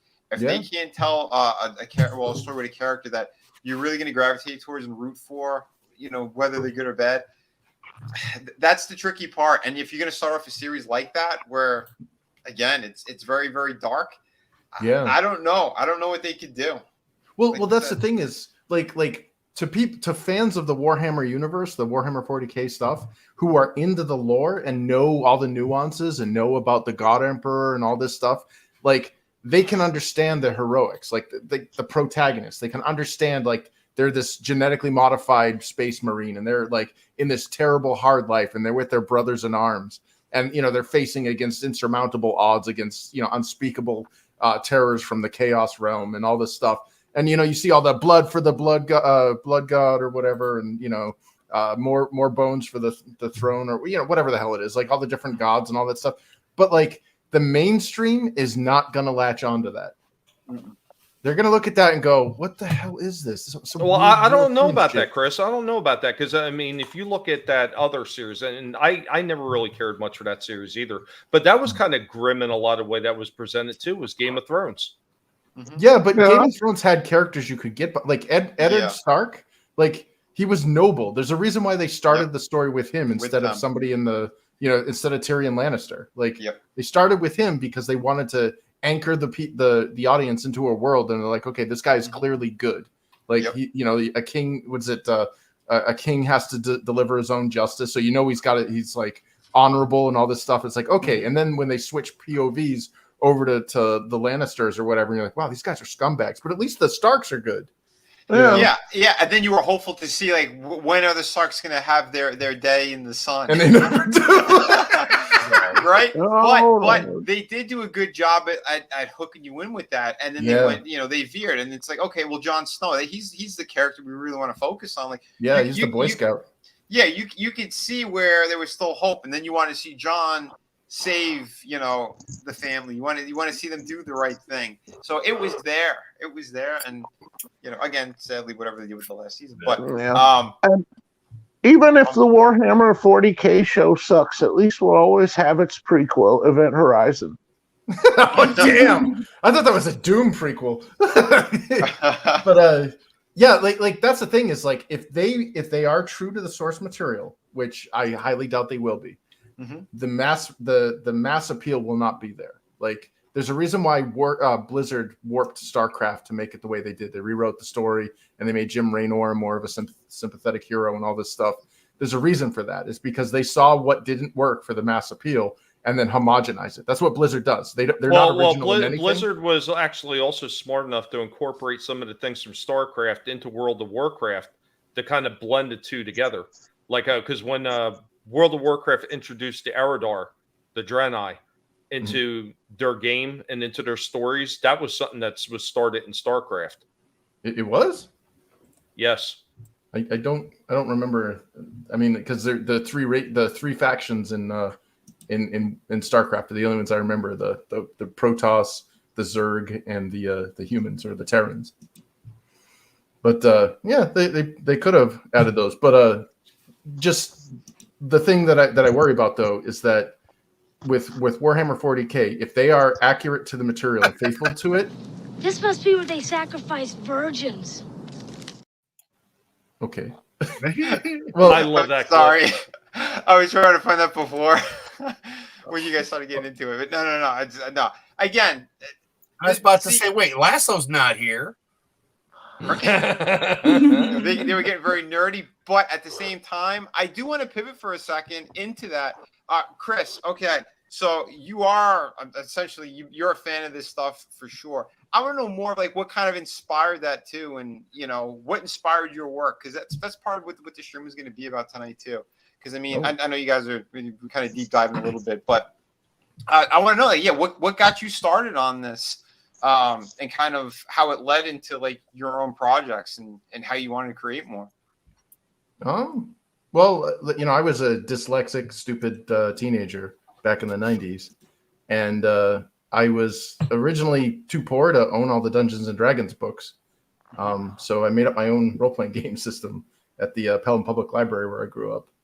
And then my high school treated all of its students like criminals and said that if you don't have 100 community service hours, you're not going to graduate. So the librarian said, hey, you're working on that little Dungeons and Dragons game attempt. If you babysit the community kids and use them as your guinea pigs, we'll give you the community service hours. So we here at the Collective take offense to that. Well, so that's how it started. But like before Google existed, I had the library at my disposal, and I loved like again growing up in the 70s, 80s, and 90s. Like I loved the Saturday morning cartoons. Like I loved the adventure cartoons, things like the Pirates of Dark Water, Disney's Gargoyles, Conan the Adventurer. Like I loved that stuff. And I was like, we got to get more of that. And I wanted to make a game around that stuff. And I started researching with the books at the library, like what does this mean? Like, what does that mean? Like one of the shortcomings of playing Dungeons and Dragons is that the world is only as big as the dungeon master, the guy that's running the game. If he's an idiot, your world is really bad. Like, if the players know more about things, like, there's no corners in this round room, like stuff like that. Like, you're gonna have a pretty bad gaming experience. So, and I was a dumb kid, so I hit the books and I hit them hard. And I looked at like Tolkien stuff, and I was a big fan of J.R.R. Tolkien. In fact, my dad, I flubbed a book report in 5th grade saying that I read The Hobbit. I totally lied. I totally made like the worst, and my teacher knew it. She freaking failed my ass. And my dad's like, "You didn't read The Hobbit? Are you kidding me? That's a children's book." So he like read to me the entire Hobbit book, and I was like, wow. This is an amazing story. And he's like, "Oh, if you like that," and then he read me the Fellowship of the Ring, the Two Towers, and then I ended up finishing off with the Return of the King. Oh, and wow! Silmarillion, and I was like, "This is an amazing world," and blah blah. I can do that too. And a dumb kid, nobody ever tells them like there's a lot of work in that. So I started going through all the books of the library, and I was like, "Well, what did Tolkien rip off?" Because like I don't want to rip off a rip off, because like Dungeons and Dragons was clearly ripping off Tolkien. Yeah. So it was like, well, what did Tolkien rip off? Well, it was like all those old like Wagner operas, the Ride of the Valkyries and the Nibelung, the Ring of the Nibelung, and all that stuff. And I was like, oh, okay, well, what is that? Oh, well, those are Icelandic sagas and all the Norse stuff. And then I got into Gaelic mythology. I got into like ancient Hibernia and then Welsh and all that stuff. And I started reading it, and I was like, if I ripped this off, it's so obscure that nobody would know. like if you're gonna rip shit off, rip off things that people weren't like, "Hey, that's Yoda." I'd be like, there's not an immediate like apparent to that. It's like, no, it's just a short green guy with a sombrero. That's just Yoda in a sombrero, you liar. So I grabbed all those books, and again, dyslexic, so slow, steady course. Read through all of the Welsh mythology, through all the Irish mythology and stuff. And I got together with some friends and the community kids who are probably your best critics, because they're honest, unfiltered, and they don't care about your feelings. So I'm making this game, and they're like, "This is terrible. You're a terrible game designer," like all this stuff. And I'm like, "Oh my, the honesty of kids." And I can't like put my fist through their face because the librarian's watching. So I ended up. Actually, there's something funny about that. The devil. So I ended up spending about the 4 years through high school and then some, working on this game. And again, like, love those cartoons. Pirates of Darkwater, Gargoyles, all that stuff. Like those were inspirational. Even things like Disney's Gummy Bears. You think like that's just a dumb kid, but like there's some cool shit in that. Yeah, they did have some good stories. There was an episode of Thundercats that it always stuck in my mind. With the tower, Wile E. Kid and Wile E. Cat, like they got trapped inside this tower, and Lionel had to go save them, and it was clearly ripped off of or inspired by. No, wait, I can't even say that. No, never mind. I think what's his name? George Martin. I think he had ripped this off a little bit. You remember I forgot what season it was, what book it is, but in Game of Thrones, when the warlock guy messes with Daenerys there, and he gets her into the Temple of the Undying, or the Tower of the Undying. And there was something like that in that tower in this episode, and like they couldn't get out, they couldn't figure it out, and everything was like all trippy in there and shit. And like that always stuck out in my mind. I'm like, well, wait a minute, because now looking back, did Martin rip that off? Like, or was he a writer on there? Or was it something else that was even older, like you said? Well, there's this awesome. So I don't know if you're familiar with him, but Joseph Campbell, who wrote like the book "A Hero of 1,000 Faces," and in his book he talks about how there is no original story. Like he broke down what Star Wars was before Star Wars existed. He talks about the hero's journey, and it's like farm boy, reluctant call to arms. The friendly wizard, the wizard dies, exit familiarity. Like it's this weird like little loop or whatever. Yeah. And there are tropes in there, and one of them was like the magic castle or the magic tower. Like these are all, you know, things that have been told millions of times, like go all the way back to ancient Babylon. So, you know, like the was it the saga of Gilgamesh has a lot of very similar stories as well. And yeah, and like that's where I love looking at like the core of storytelling, you know, because like you know, I watch on YouTube Daphne Lage, you know, she was talking about how, you know, that like don't strive for originality, just do your best story. Yeah. You know, don't worry about, oh, you're ripping off so and so or whatever, because you are inevitably, like every story's already been told. It's just how you're telling it. Yeah, You know? Gilgamesh had dead parents like Batman. Yeah, he did.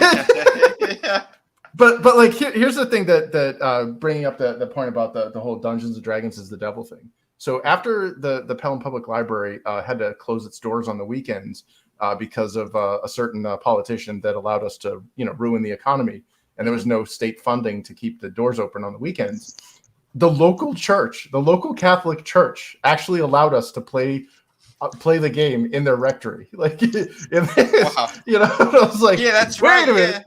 Yeah, I remember you told me this.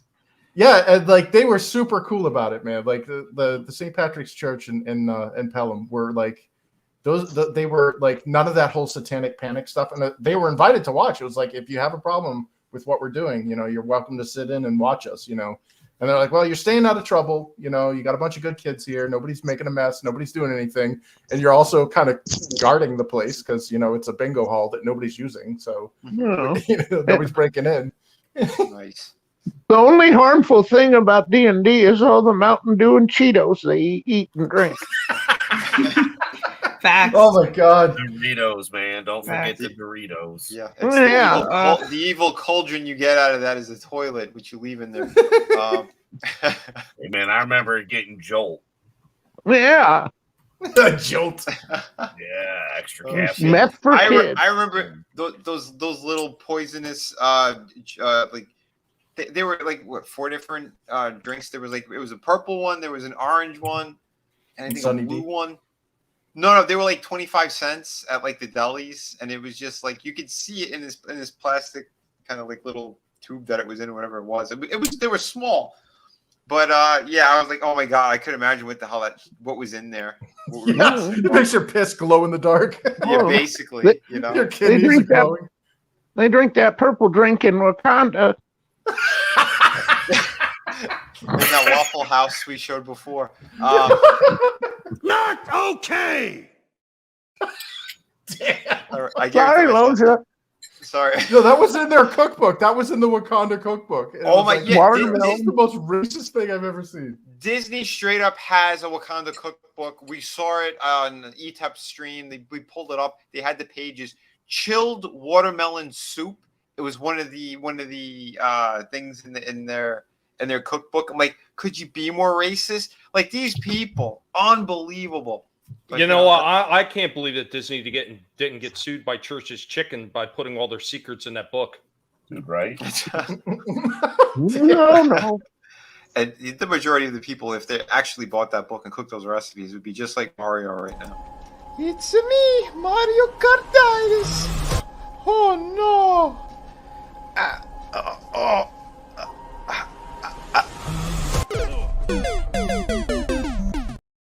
Okay, don't judge me, but I want to watch that movie. It's so pretty. It looks pretty. It's really pretty. I don't know what's gonna happen. I saw the trailer and I was like, Yeah. okay, this might be fun to watch. But yeah. Yeah. Oh yeah, Godzilla. Yes, the drinks with the foil cap. Sorry. Yeah, that's exactly. Oh, those little barrels. Yeah. Oh my God. Those. Oh, the wax barrels. Yeah. Yeah. They were like little, like they looked like a molded plastic barrel, and it had the little foil thing on the top. Yeah, and they're called stab hugs. it with hugs. Hugs. Yeah. Those sound like kidney murderers. Like, pure like sugar, dude. Pure sugar. Yeah. Man, radioactive urine. Yeah, it was something like that. They looked a little bit different, like in the deli that used to sell these things. But they're like these barrels. Hold on. Do you remember the twist ones where it was like a solid piece of plastic, and it looked like a bottle. Yeah, but at the they very were top, called. I think weren't they called twisters or twisties? twist tops, or and you basically you couldn't put the cap back on, so you had to Something like finish that. that drink once you opened it. Yeah, it was like a soft plastic container. Yep. I used to be able to open those with my ink hole. Oh, jeez. Yeah, they were like this, except I guess they put more of a brand on it because like we were growing up, it had the foil. Oh yeah, the generic ones. Yeah, they were more generic looking than this. Like, Market basket special.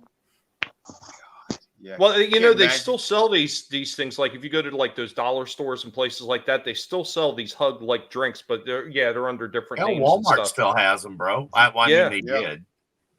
Yeah, this is like the Walmart special for sure. Yep. Awful. Oh my god. But they were so good. They actually make them sugar free now. Oh, and the other ones. Get out of here. The other one that Adam were talking about, the wax bottle ones. You know, they still sell those things because for Christmas, the wife had gotten a big package full of those wax bottle ones. Nice. Oh, okay. They taste like if you melted one of those with the freeze pops there. Yeah. Oh yeah. Drank a freeze pop. Hey man, that kept me alive when I got sick 2 years ago. So I tell you what, don't be ripping on them freeze pops. Those freeze pops, I mean they are good, and they have like more natural type ones too. Oh yeah, well, dude, though, when we were all recovering from the the vid and the sickness and whatnot, dude, I tell you what, when I couldn't eat and I was burning up and hot, man, those damn things were rather soothing. You ever have like Italian ice? Oh yeah, Oh my god, those best. The lemons. Woo. Yep. Oh my no, god. I'm poor white trash, Mr. Fisk. Yeah. The pizzeria. We don't have such nice things as shaven eyes. We have to go get Slurpees. Well, the pizzerias up there, in the areas over there in New York, New Jersey, all that. They always had the Italian ices there, and we grew up on. They had chocolate, they had lemon, and then they had the rainbow one. Those are like the main flavors that they had, and then they would have like they would pop up with a couple of different ones here and there too. But growing up, like that was it. That was a staple, and we you get the pizza. You have that as dessert, and that's why we were all very thick kids. I smell ice cream. I had diabetes. Oh, you guys! It's like they're gonna take my foot, Mom. I got the sugars. And then you kind of like a latchkey kid too. And those type of stores are like within walking distance. Oh my god, dude! I probably have the colon of a grown up. Like, the amount of food we would eat in horse-sized dumps, unbelievable. Drink the juice, Billy. Well, a coworker said that when he was looking at new houses, he would bring a loaf of bread with him and flush it down the toilet to see if that house was suitable for him. Oh my god. Manless motivation. My blood sugar is 911. 911. Holy hell. So basically what you were saying is you have a colon the size of John Wayne's. Yeah, basically. Dude, that guy, what did he have? Like, he said 20 pounds of impacted shit. Yeah, something like 15 to 20. It was something ridiculous. Holy crap. That's what happens when you eat meat on a daily basis. That's what happens when you only poop at home. It's like T-bone steaks for breakfast, lunch, and dinner. Well, there's new studies that have come out that said that red meat isn't as bad for you as it was originally told. Like, I know, right? Yeah, I'll tell you what. They concoct all kinds of BS about like diet and stuff. I can tell you right now that like I've been listening to some people who have like chronic illness and they can't process greens, so they have to legit have a mainly carnivorous diet. But there's this one girl who's her father, he's like a famous psychotherapist. Oh yeah, Jordan Peterson. Yes, you know exactly what I'm Peterson's talking daughter, about. Michaela. Her daughter's very, very intelligent and very smart, and she had all these kind of illnesses for years, but it wasn't until she just went all carnivorous diet. Of course, like she also eats some greens. You need fiber, but for the most part, it was because she has a sensitivity to certain things that are within plants, and she has zero pain, zero anything, and that goes to show you can't really standardize health. You can't generalize it.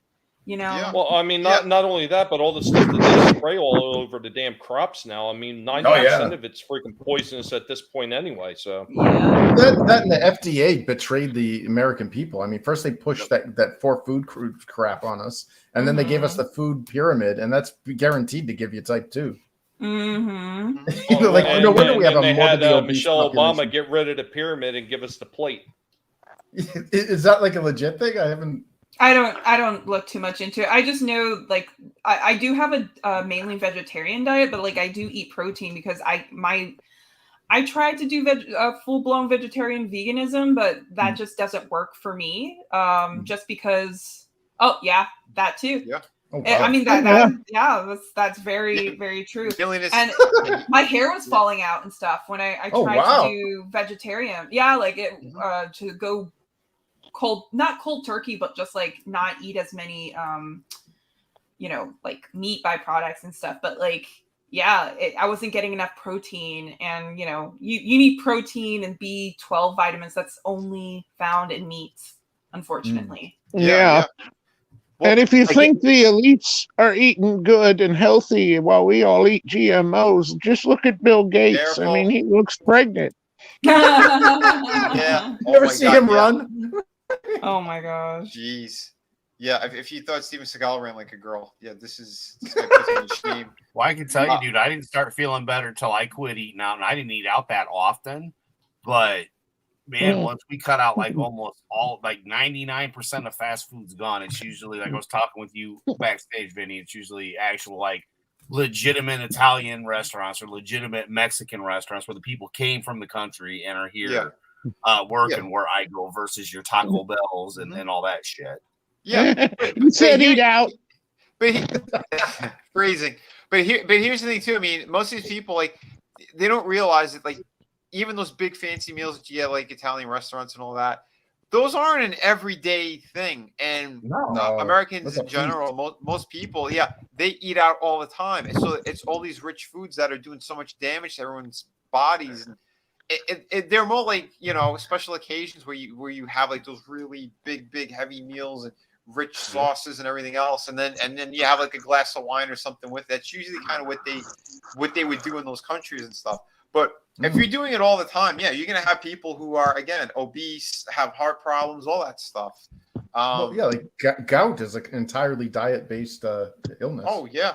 But see, all right. So here's the thing that is kind of crazy too, because I did watch Jordan Peterson's daughter on a couple of different live streams and stuff too. She was on Joe Rogan. Michaela, that's her name. So I know she had like her own podcast and stuff too, but she went over it because when she started getting sick out of the blue, they didn't know what it was, and they tried everything. Almost anything she ate always got her sick. But when she started doing the meat diet, things changed, and she was feeling healthier and better and all that. From what I understand, I don't know because I haven't seen it in a couple of years, but at the time when she was on Rogan and stuff, she had no greens in her diet whatsoever. It was all strictly meat. She would do bone broth. She would do all sorts of stuff like that. But she would eat meat all the time. She would cut up like a nice steak and have like these cubes and snack on them all day. It was stuff like that. And she got super healthy. She lost all kinds of like, weird pregnancy weight that she had and all that stuff too. And her hair got like, it grew back thicker. The nails grew back thicker as well.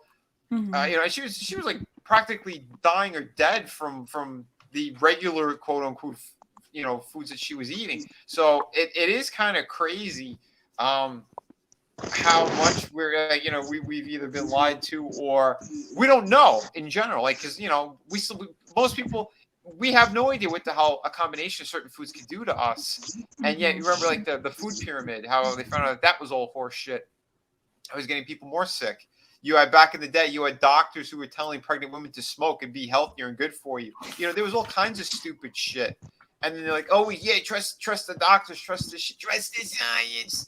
And then you find out that most of it is bullshit.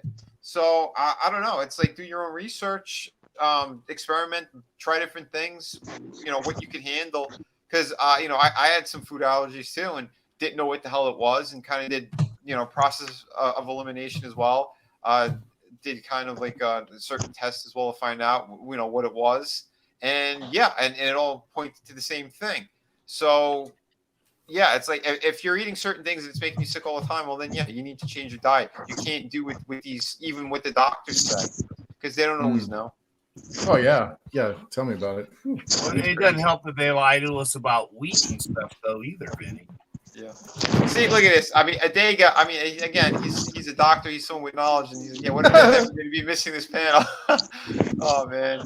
Yeah, I do hope you feel better. Vinny, you're talking about what the doctors say too. I mean, go back to that conversation we've had a couple times about what diabetes and what its root causes. It's fatty liver and all the nasty ass food that you're eating. And there's simple remedies to actually counter the diabetes numbers and everything, but they push that garbage like metformin that makes people even more sick. Yeah. Yeah. Oh, yeah. sure. There's no profit in curing people. I was having a conversation with somebody, and we were talking about that stuff too, because they have the doctors use it. It's called the Merck manual, and it has like the list of all the pills and stuff in there and all that as well. And this doctor I was talking with said it as well. They go, yeah, those books and all the pills that they have in it. He goes, there's the very. I'm not going to say the number because this whole YouTube bullshit, but there's a small percentage that actually work, and it's the ones that are pretty much like antibiotics. He goes, most of the other stuff is to make money because that's what they're designed for, and that's the sad thing about all that stuff. So it is crazy. It's like cure people anymore. Yeah. We just barely get them healthy. Yeah, because it I don't know. It goes to show you what they're really trying to do, and it's gross. Remember how you used to have to call when your internet went out and they read you off a sheet of shit to do? To the point that you'd already do it before you called in, and they didn't know what to do, so they had to transfer you to a different tech. That's the thing with our medical. That's how it works. If what's bothering you isn't on the list, you're screwed. Wilford Brimley gave me a mustache ride in '88. You brought him that Sunday, didn't you? You're the one that gave him the beatus. The manliest motivation. That's how he got diabetes. Yeah, manliest motivation. He said he would help Hallie Atwell have an all meat diet. I can't disagree with you. I've met her in person. She is fantastic. Yeah, if I repeat it, he'll probably get angry again because she was kind of leaning all over me and stuff. And he's like, "You son of a bitch!" And I forgot which stream it was. Because we were up on a high part. I was in a green room at one of these conventions, and she was asking where my table was. And you could see like pretty much like the floor plan down there, and I was going, oh yeah, you see where my brother is with that neon shirt he was wearing at the time, and she was leaning all over me and looking like down my arm to see where where I was pointing, and my friend was with me too. He was like, oh dude, I'm like, are you retarded? But anyway, we'll just give her a good girlfriend would have been taking pictures. Damn it, I'm just saying, right? But yeah, no. And I got to agree, man. There's a lot of these people too, a lot of these actresses and stuff. Like, yeah, they're going all vegan, and you can see how sick they look. It's just, what is wrong with people? Like, eat healthy. I mean, their idea is less about, I don't know. It's more of like a morality, but honestly, it's a false sense of kind of like superiority complex, and they have something to prove. It's very common. Especially when you're a high public profile, you have and a lot of people. I call it diabetes. Like, sorry, but yeah, no, it's one of those things where it's just like the reality is we don't know what we were putting in when they in our bodies half the time, and whenever someone's like, "Oh, non-GMO," I'm like, "Okay, then you don't eat corn, you don't eat apples, you don't eat strawberries because like all of it's GMO." Like. Yep. By ancestors and shit. Like they're just obsessed with like the idea of scientists. I'm like, scientists is not necessarily a bad thing. It's just when you put chemicals like pesticides and stuff, that's when it becomes toxic. Of course. Yeah, dude, there is a pesticide that they use that's illegal in other countries, but they're still spraying our food with it. I mean, come on. especially for those soybeans. I gotta say, everything's improved. Like a lot of my health improved when I left the States. Oh yeah. Yeah. I Just had because my, the regulations are higher. Although Yep. there's some things that aren't great, but like, you know, my teeth, everything, it's like I almost have no issues. Granted, a lot of it is just sugar, you know? well, it's the problem American is diet. sugar. The FDA Yeah. betrayed the American people. My ex-girlfriend's from Germany, and she came here and she's like, "Why is there sugar in everything? Your sandwich bread tastes like a dessert." Like we don't even notice it anymore. But like Wonder Bread is like basically eating plastic. Oh my gosh. I mean, I avoid bread. So Oh God, and people who microwave their food, literally, you are turning your food. It's like giving it like food, plastic particles into your food. That's basically what it is. Like, I don't know anyone who would still to this day use a microwave like that. Vinny, can I thank you for something? Since you went on a rant a couple of months ago about people microwaving their food, I've gone out of my way to cook it on the stove in a pan or in a pot since then, and I feel a lot less bloated. I'm still fat, but I feel a lot less bloated after I get done eating. Cut down in the shit. Thank You're you. just really, really, really, really. Hold on, where's it at? Easy to see. Well, I'll tell you what the problem is. It's the American fucking diet. It's all fucking soy as fuck. That's what your fucking problem is, you fucking fucks. That's the ghost of Jens, everyone. Yeah, but Chinese people like soy sauce, and they put that on their food. So by Jens's logic, shouldn't Bruce Lee have been a pussy? Oh, speak for yourself, Quilo. Count it, man. Yeah, Adega said that. Yeah, he put his patients on Italian flour instead of domestic. Yeah, like the semolina flour. I don't get sick off that stuff, but I will get sick off of like the regular, like bleached wheat flour stuff. I'm the same way. Like I actually like started eating kind of like Italian bread or whatever, or you know, certain flours, and I'm like fine. Like before, I used to have like a mild allergy, and now it's like I can eat bread, which is nice. Yeah, no, it's true. There's certain foods I won't ever eat again either because it's just like I don't have a taste for it anymore. Or if I do try it, I'm like, oh my God, like I can almost taste the chemicals, the plastic, and whatever shit that they put in it. Like fake when I was a cheese. kid, dude, I know when I drop like regular soda out of my diet, the normal soda you get with the high fructose corn syrup in it and everything. When I dropped that out of my diet and I started drinking stuff that was like just like flavored carbonated water and stuff like that, the first time I had a sip of a regular soda afterwards, I swear to God, it tasted just like maple syrup. That's how thick it tastes, and most people don't notice how bad that stuff is until they get away from it for a while. Oh, high fructose corn syrup is poison. Like it's too complex of a sugar to break down. A rattlesnake's digestive system can't even digest that level of sugar. It's like pure starch. Yeah, that's It's crazy. in almost everything that we have. Oh yeah. Oh, we got Nuke and we got a super chat. So hold on Oh. a second. Yeah, Nuke's asking. He goes, hey, and by the way, Happy New Year. Did I finish God of War Ragnarok? One of my thoughts. I did, and I enjoyed the hell out of that game. Yeah, but they gotta make him the true God of War again. They gotta get a little more rough with him. I thought there were great moments in there. Don't get me wrong. Like there were good, like heartfelt scenes, but I don't want more of that with Kratos. I want him now. The problem with Dad Finney is he lets some fucking bird lead him around. You can't do that because you need some real masculine action. Well, it's the Atreus story more than God of Kratos. Yeah, but from what I understand, though, they said I guess he is going to be jumping to again another pantheon. It looks like they're going to go Egyptian. They might be going Egyptian in the next one, and it looks like Atreus is going to get his own spin-off game as well.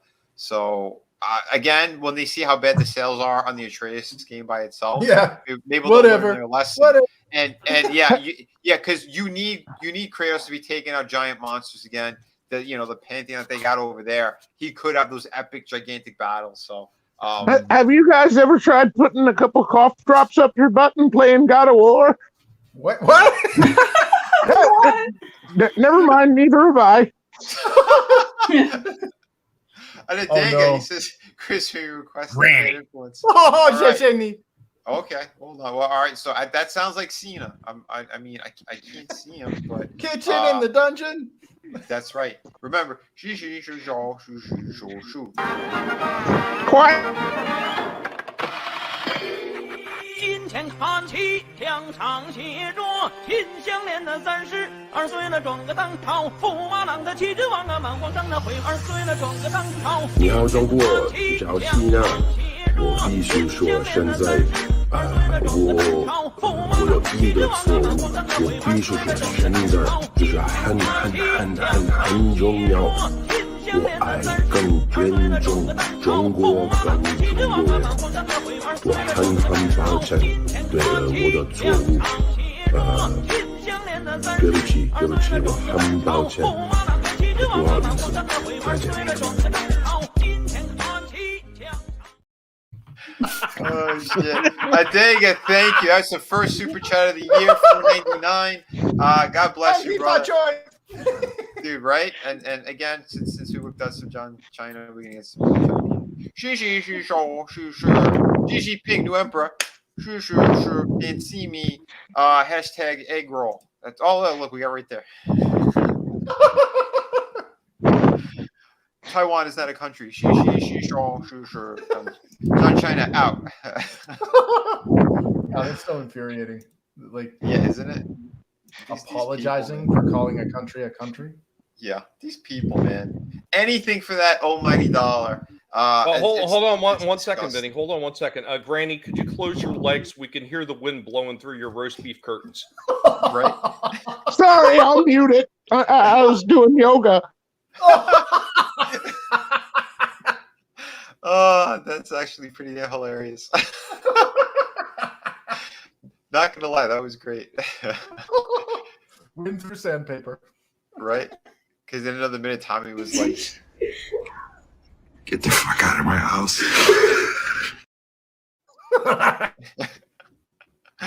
Oh my god, man, dude, yeah, it's crazy. All this stuff is, but you know, we'll get back on topic for a second because I was saying, like, you know, we were talking about some of the things that do inspire us, and I gotta say, video games definitely they've played a big role in a lot of the stuff that I wanted to create, and because I really get inspired by the worlds and all that. So, boys, the last stream we were all hanging out on, like Chris had showed us to like this kind of fan made Tomb Raider game.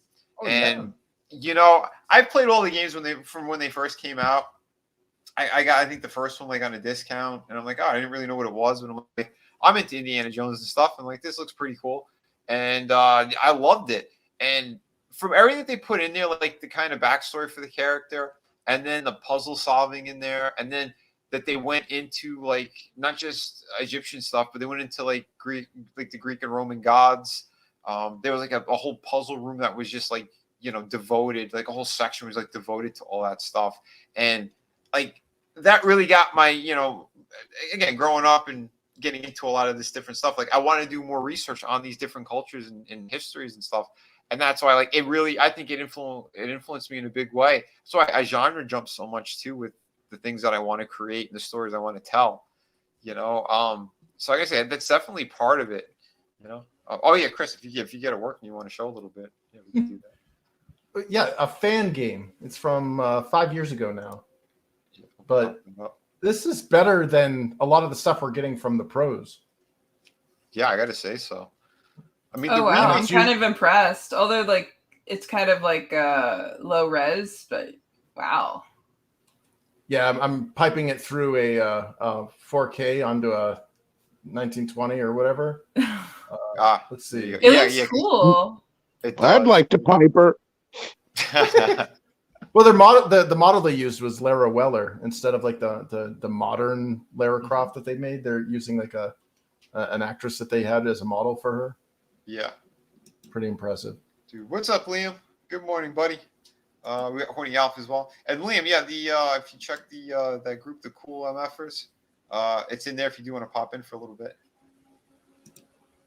But yeah, dude, yeah, this game looks so beautiful. Because I remember getting like the anniversary game too, when like they kind of remade the first one, and it was good. It was a lot of fun. But this is so impressive looking Yeah, you can actually, if you're interested, head on over to Tomb Raider DOX. That's Dagger of Shan, or DOX.com. So TombRaiderDocs.com, and you can download the game for free. That's amazing. Holy hell. You can put like a regular controller just as long as you got USB connected, and you can play this. Yeah, I'm playing with an Xbox controller right now, or Xbox. Nice. Nice. Dude, that is something else. And we can't get copyright struck, right? No. Because it's a fan game. No one's making money off of this. Yep. We're promoting. Dude, yeah. I mean, the water effects are incredible on this. Yeah. So what is this like that Unreal Engine or whatever it is? Yeah. This is Unreal Engine.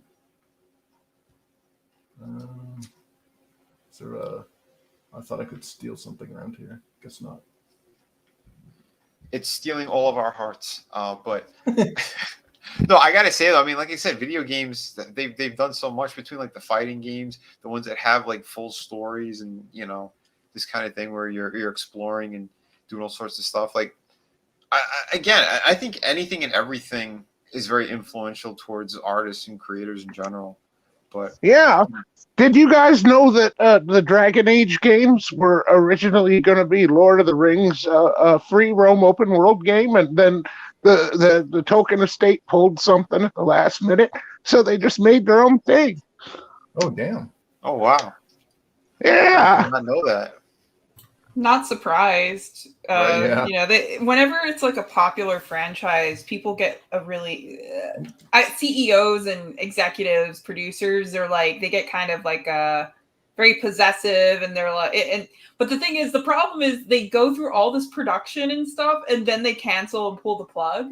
Yeah. Last minute, it's crazy. It is. Yeah. I don't know if you guys heard about this, but there's a studio, Real Effects. They're working on a sequel to Scooby-Doo, and it was called Scoob Holiday Hunt, and it was kind of like a Christmas movie that was going to release this December, but they completed 95% of the movie just for Warner Brothers to say, you know what, we're gonna pull the plug on this production. And yeah, it was 95% done. They actually finished the film, but no one's going to see it because they did a tax write-off. What? Yeah, I did hear about that. Yes. Yeah, that was one all of the my ones. friends who worked on it were so frustrated and pissed because it's some of their best work. They won't be able to show it. Oh, man. Maybe not for the general populace, but maybe real. Yeah. They might be able to show their real if they got their info, but who knows? Yeah. Wow. You can't openly share it unless it's released. Unfortunately. Yeah, that is crazy. Yeah. The first game I worked on was called Project Offset. It was this independent company. Mm-hmm. Our publisher Namco was funding us, and then about 3 months after I moved to California, my stuff was still in transit. Namco pulled out. So all the stuff we worked on, if it weren't for Red 5 Studios, I would have been screwed. Dude, but they ended up screwing me anyway. It's okay. I've been screwed in the past by studios too, especially with toxic work environments. You know about it. I don't need to go into it. You already know. Yeah. Oh no! I love the rag doll. She's like, right. I love the scream that just suddenly gets silenced when her. Yeah. Yeah, we're not getting any audio. We're just seeing the visual, but it's still, dude, it's great impressive. to watch. Yeah. I mean, also we're talking, so it's whatever. Oh yeah, for sure. But see, I mean, and that's the cool thing about all this stuff too, because it's again, you said fans made this, so you can see how much all this stuff inspires all of us. We want to see better things, and that's what we're creating, doing what we could. Oh, by the way, Tommy did have to jump out, but yeah, man, keep feeling better and Happy New Year, bro. Yeah, man. But yeah, no, I mean, it's kind of crazy. It's cool, but I want to ask two people who aren't working in any books or anything like that either. I mean, what gets you like inspired in the day too? Because I mean, I know like when we're working out and stuff like that too, you put on good music, whatever. Like, what's something that really is uplifting for you? We'll go with you, Adam. What is something that really is like, you know, you kind of go to, or like a movie or something? It's like, oh, that makes me feel good. Well, you know, I get up and I have the day and I have the gym and I'm working out, but a lot of it for me, it's the planning of this, what we're doing right now. So like, you know, we're planning on our streams, and you know, so I'm always looking forward to that, for us, the hanging out and the bond that we have and the real friendship that we have here, and all the fakes that have left, and you know, all the people that were stabbing us in the back. We know who they are. You know, so it's like, you know, we know who to keep an eye on. But like that. Well, isn't that gets me focused though? In the middle of a workout, I'll be thinking of you guys. You know, it'll make me laugh. Where I'll listen to mashups of music, so it's just, you know, different people throwing shit together. Yeah, and like, so you'll have Queen playing with Eminem, and then like some heavy metal shit that would come in that would be Tommy coming in as a guinea pig, right? So like, these are the skits going through my mind while I'm working out, which motivates me to do a lot of the other stuff that I'm doing. So I mean, you know, that's that, but it always puts me in my my Happy Gilmore happy place, if you will. Nice, man. It's I mean, but seriously, it is. It's this community. It's all of you. You know, that's it's cool, all man. of us together working together for something. It's but it's not for any one person. It's for all of us. Yeah, dude, that's rad. And speaking of rad too, look at this, man. This is another fan game. Holy shit. That's fun. That is so cool. Nice. And this like, is the real Tila. Yeah, this is the real Tila. Yeah. Right. Hashtag so Tila. Oh. Dude, this is amazing stuff. Holy hell. And I saw too, like, we had Lino in there before too. Oh yeah. Lino, Skeletor. Yeah. All kinds of stuff. Dude, which I wouldn't even have known if it weren't for Mr. Fisk, who I never would have met if it weren't for all of you guys. That's what I'm saying too, man. There are awesome people out here. Chris has been so helpful towards so many people, but he's a fantastic guy and a great creator on top of it. You know, and again, everyone brings something different to the table of you know, the friendship that we're having here, the streams that we're doing, and it's an awesome thing. That's what I enjoy too, man. Like Adam, you're right. It's looking forward to chatting and hanging out with everybody. It is. I mean, it wasn't just to say, but I mean, you know, that's what you're asking. I mean, when it comes to like TV shows and stuff, you guys already know, dude. I mean, I love getting high and watching the stuff that I watched as a kid, Scooby-Doo, and you know, what does marijuana do? Well, for me, it takes out the inflammation and a lot of the issues that I've been having. I'm back up to 210. I mean, and I'm able to work out again. And if you remember, I got down to about 186 pounds. I couldn't. Yeah. That proof kicked your ass, man.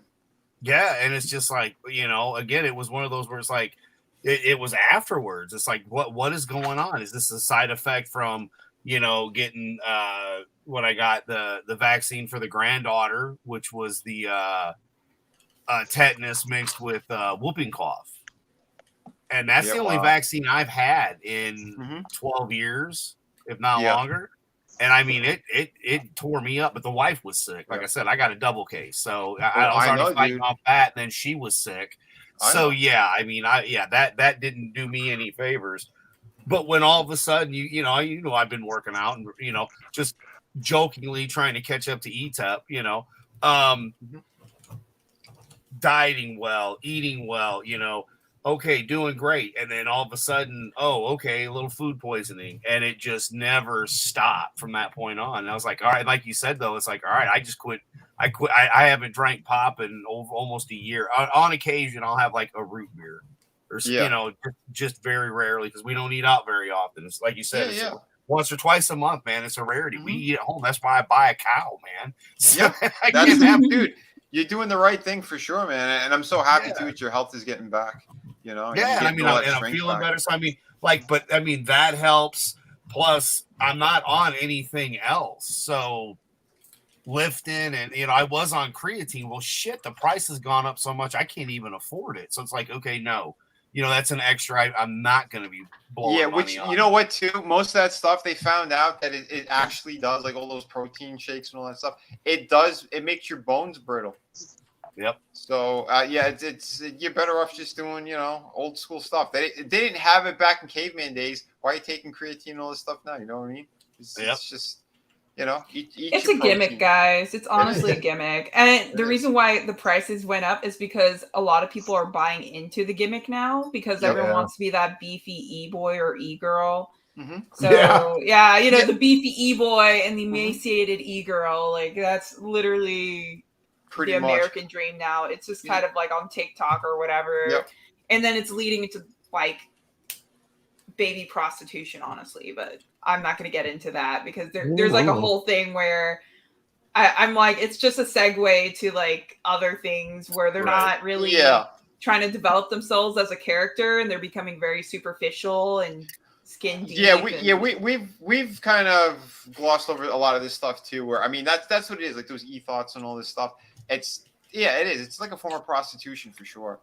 It's people that don't have real skills or anything like that, and they're just like, I'll put a camera on and again, Chris was saying talk about nothing. Talk about nothing, but at the same time, it's like they'll do the thing where, all right, yeah, watch me play a video game, and the video game is the tiny box, and it's just a big screenshot of like the girl half dressed, going trying to pretend to be like a little kid. Like it's so weird, stupid. It's weird, And it is. It's the simp army that these people just amass is insane. Yeah, I don't touch that stuff for obvious reasons. Granted, I was a photographer professionally for a while, and I met with models, but there's a difference. There is a difference. It's just kind of like, yeah, some of them are nerdy and stuff, and they do play up on that for funds, which I get, but like a side. I don't know. It's you're teetering a fine line, but granted, they also have like actual work where it's good, and of course, as a photographer, a lot of them are like, ooh, nudity, blah, blah, like it's pretty girl, right? But then it's just like it's artful versus the infantile. Well, I'm with you on that because I've known a lot too. Like I did a little bit of stuff in the photography world. I did like edits for friends and stuff like that too. But it's you have different types, and I know a lot of them from the convention scene too. There's a lot of cosplayers and stuff I know that ended up doing a lot of stuff like that. But it's not any shots towards them either. And I kind of know too. It's like certain people, they're in a position where they have to. But then you have the other ones that, they really go off the deep end with it. And it gets to the super, super creepy levels. And it's like, holy hell. Like, yeah, they have cult followings too, right? Yeah. I mean, armies are legion. There's one that I know. There's one she's like so wholesome looking and everything too. But she is quite stacked, I'm not going to lie. And her life kind of went in a totally different direction. She divorced her husband. She's doing more extreme stuff, and it's like when you hear the story too, it's like it's sad. It really is sad because that they're not happy. Yeah, they're getting that money, but you could see the misery on their faces too. It's I don't know. No amount of acting can like hide some of the shame and resentment and bitterness within your life, and it's very sad. It's like it's kind of why I've always thought in this way of like I much rather be known for my kindness, my intelligence, as well as just what I can do and how I make people feel versus how I look, appearances. Because for sure, at the end of the day, it's just like everything fades anyway. So you might as well develop a skill and be funny. Shit. And that's it. And you are one hell of a talented artist on top of it. What are some of the things that influenced you as well? Oh, well, literally everything. So I grew up reading comic books, actually, like manga. I wasn't too big into like anime. Well, I don't want to say animation. Like I would say 2D animation, not Disney animation. Like I was always into like 2D animation and stuff. And I was into anime, I just kind of grew up with that kind of environment. So I don't know, like I've always been drawing since I was a little kid, and I just kind of went that direction. But interestingly enough, I didn't start like taking art classes until college. And even then it was more contemporary art classes. Yeah, like everything was like pretty much just I hate saying this because now it's just coined of like by a lot of people. Oh, I'm self-taught, you know, but essentially a lot of it was self-directed, and just perseverance, you know. And I got into film, so I guess a little background of what I do. I'm a lighting compositing artist. Currently, I'm going to be working on a feature film that will release sometime in late July, early August. I can't really say too much about it, but you know, maybe in another stream when the trailer releases, I can mention it. Share a link. Course, and then I can tell you what I did. And but yeah, so like that's kind of what I do. I kind of fell into it. So I was actually being trained as an engineer back in high school, and I just didn't vibe with it. So I took kind of like a break from doing education, furthering my education. And then I saw a movie. I saw Puss in Boots. That movie is hilarious. I mean, I don't know if it's held up really. I haven't watched it in a long time, but I also love the movie Rango. And I was just like, and How to Train Your Dragon. I was like, you know what? I mean, everything's 3D now. Let's go this direction. Let's see. Because like ultimately I would love to become like kind of like a director of sorts, maybe more of like a creative director and tell more stories. But for now I'm kind of in the lighting, compositing, and just kind of, you know, getting my footing. But yeah, so I grew up with very similar cartoons like He-Man, Thundercats. Speaking of Thundercats, have you guys watched the recent one that was released in the early thousands? Or like, yes, so good. That was superior. That was superior to the original. So freaking good. It was actually cohesive in the narrative. I binge watched all of it. It was so good. Is it the one they never finished? Yeah, they never because it got canceled it. Nobody Yeah. wanted the toys, so they canceled it. But that one actually it had Easter eggs that made or referenced both the Silverhawks, because they showed Monstar in one part, and Mumra is actually part of that same alien race. Yeah. And they showed Tiger Sharks, which was the Thundercats' other offshoot or spinoff. See, I wanted to That is learn more awesome. 2D animation, actually. You know, I'm actually teaching myself right now, or at least trying to.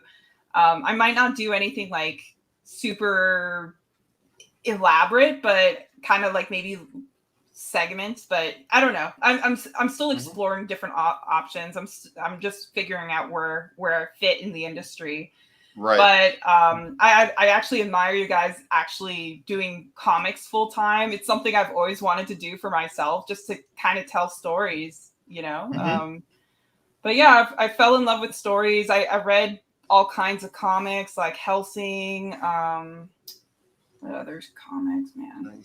Well, that's what I was going to ask you too. Like, what's like one of your go-tos? But before you do answer it, let me say a quick hello to Tim's Talk and Happy New Year, brother. Dude, yeah, glad to see you out there as well, man. Hope you're doing well. But what is one of your go-tos that is like it really inspires you? If you're kind of like, you know, you feel like you're in a little bit of a fog or, you know, artist block or something. What's something that kind of gets you out of it or you run to? Oh, okay, that's a good question. I'm thinking of like pretty much Vampire Hunter D.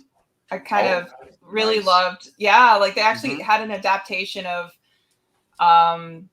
the novels, and of course they had the 2D animations and stuff, but then they had a really talented artist like actually draw it out, and it's just I just love all the details that they incorporated, and the style is just very unique. Oh, that is awesome. How many volumes? Granny loves the D. Huh? I knew it. Good choice. How long is it? Someone mentioned Hans Cock. Oh my god. Go ahead. I have to double check because it's been a while, but I think there was like 10 volumes. I mean, that's one of my go-tos. Granted, I moved from Texas to Vancouver, so it's like I don't really have any of my stuff with me, really. I do have some art books, but Last of Us is another major influencer, like for me. Like that original game. Holy crap, man! I loved it. I got the art book on that too, and I am very tempted with the remake, but I know what they're gonna pepper in there. At the same time, it does look incredible. Oh yeah, the second one's good too. I think a lot of people gave it a lot of hate.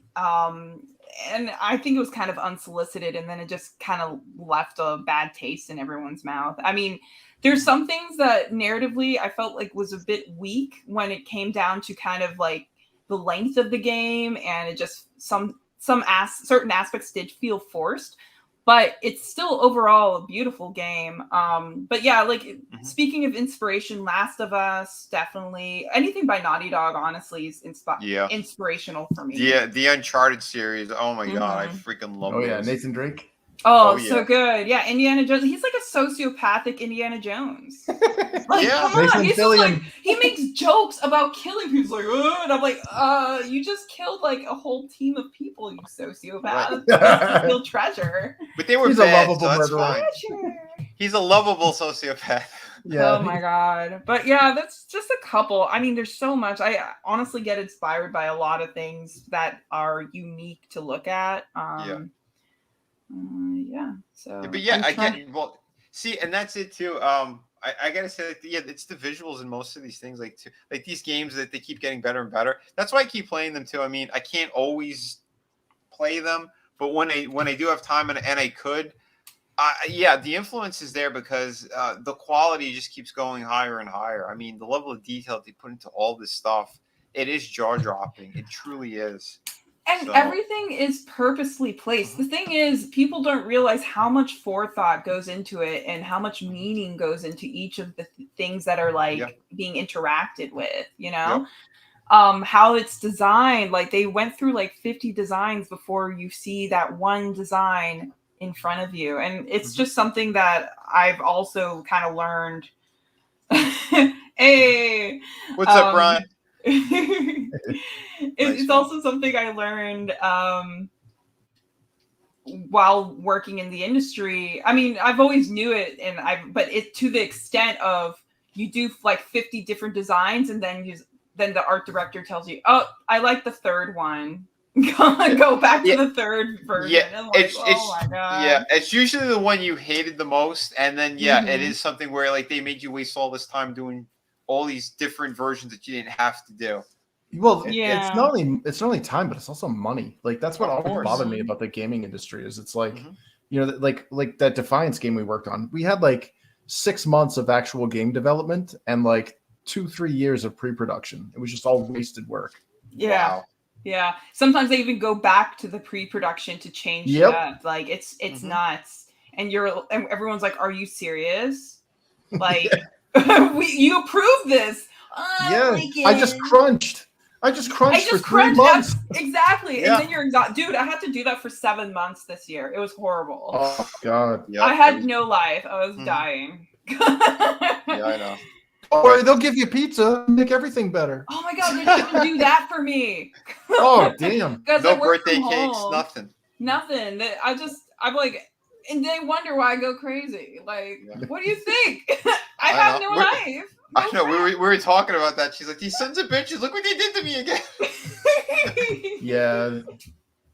I don't envy developers, man. Like, just the amount of like what you're paid is not equivalent to what you're being worth. You know? No, not at all. Well, that's it. Yeah, I mean, we do all the hard work of bringing these things to life, and you know, here's the crumbs.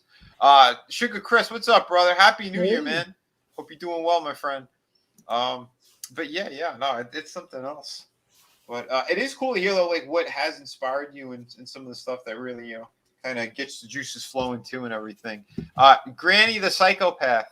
I know Nelson, you are a fantastic tattoo artist. On top of it, what kind of inspires you? What's something that also kind of gets you in the mood to create and want to come when I have my coffee, when I get up, I get on Instagram and I see all these tattoo artists that are as good as me or better than me. And it inspires me to draw more and paint more and try to talk people into big, elaborate portraits. I just talked Superfan into one. He bought a portrait of mine that's half Heath Ledger Joker and half Jack Nicholson Joker. Hold on. I'll turn my camera on so you can see it. Yeah. Hold on. There. Can you see it? Oh, cool. Oh, dude, that's Oh, rad. man. That's actually Where do really they get cool. it? Oh, yeah. Nice. Wow. Holy crap. Wow, I'm speechless. Cool Dude, dents in the I told face. you. Really cool. Very Yeah, so talented. thank you. He's going to be getting that tattooed. So, that inspires me when people get big, elaborate, realistic stuff, especially the dark, more macabre stuff. And then I try to watch Lord of the Rings once a year to get inspired. I put on a lot of cool action movies when I work out to get inspired. The Spawn comics and the HBO series definitely inspired me because Al Simmons gets put in the worst possible situation and he keeps going. So it just reminds me to keep going, even if Satan himself is taking a crap on your head. And Yeah, with Churchill, if you're in hell, just keep going. yeah, Yeah, what's the full quote? I'm gonna brain fart tonight, but when it feels like you're going through hell, keep going. Yeah, pretty much. I mean, and that's it. And I think that's a lot of these characters too, like the ones that I truly love, like growing up and reading and stuff. Your Batmans, your Spider-Man, all that stuff. They've had so much shit that's piled on top of them, and they're able to still do the right thing. Especially Batman, because he has no superpowers. It's just he's the peak He's rich. of yeah. Well, I was about I mean, to say that is the. that is a great Yeah. superpower. But no, but I'm saying that's the peak of what man could probably achieve. Like that's the way that he's kind of written anyway. It's the martial arts, science, the detective type work that he does. It's that knowledge of everything, and then how to break down things and how to read people. Because again, Batman's one of those characters where he has a plan to take out the entire Justice League if they ever go evil. Yep. Like he has a plan to stop everyone. Yeah, Yep. and stuff like that is always amazing. So when he's put in these positions where you think he's gonna die, or how the hell does he get out of that? Like that was always the fun about reading those comic books, and and no matter what too, it's really horrible situations where anyone's like, okay, that character that villain, the Joker, if I just kill him now, he'll never hurt anyone ever again. But he won't break that rule. He won't do that. He won't go to those extremes. That's the stuff that's really cool and admirable about certain characters. Same deal with Spider-Man. Again, he's had the world fall on him. He's had nothing. He didn't have certain books I used to read too. He didn't have the money to make the web cartridges. So he'd have to use them sparingly on how he was going to take out or patrol the city, and it's cool shit like that. And then again, put into those situations where it's life or death, and to save somebody else and to do that type of stuff. That's why the world is missing a lot of that in the entertainment and today and that type of stuff. So Yeah. You actually reminded me of. Sorry, you actually reminded me of Mike Mignola and Sin City. They actually cover kind of both different artists, Frank Miller, Sin City, and then Mike Mignola, Hellboy. But they actually kind of cover a lot of those topics too, with different stories. So I appreciate you mentioning that. Hell yeah, for sure. Yeah. I mean, Also, well, we need that hopefulness in a lot of that type of entertainment and stuff. But I'm sorry, go ahead. well, the last thing that really inspires me though is these streams, your streams, Tommy's streams.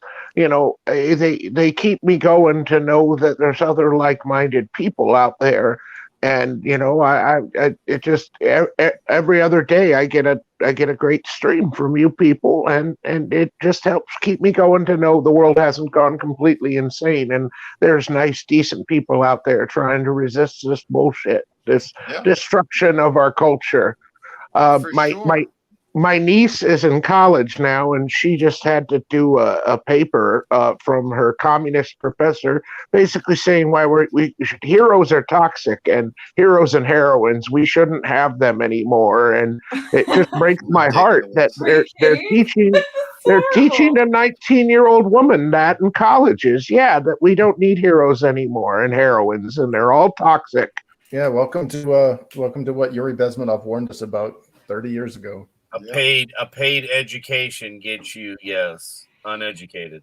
It's insane. They don't It want is you to think for demoralization. yourself. That's the problem. Like they want to be this collective, which I think it's just like you're defeating the purpose of consideration, guys. Like the whole thing is like everyone's your tribe. Respect each other and their own perspectives. You don't have like I just don't understand why we can't have a conversation of like you have a differing perception. But don't force your perception down my throat. It's the same with like freaking religion. Well, and it stuff. started with diversity, where we celebrated differences. Like differences cause conflict. We should be celebrating what we have in common, like what we are united together about. Like I don't care if you're gay, Asian, or black or whatever. We're Americans. Like you're on team. If you're not rooting for the home team, get out of the stadium. Yeah. I mean, that's pretty much it. But that, like you said, it's the brainwashing so that people don't think that way anymore. They don't want them to. Well, they'll turn to the government.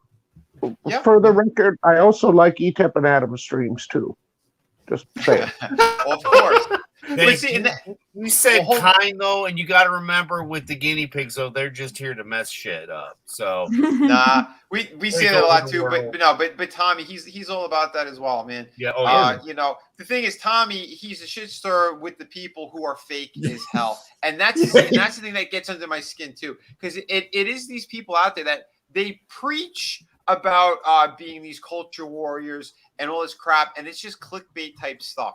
They just want to sell you. They pretend that they're inclusive, but they're not, because I experienced it firsthand.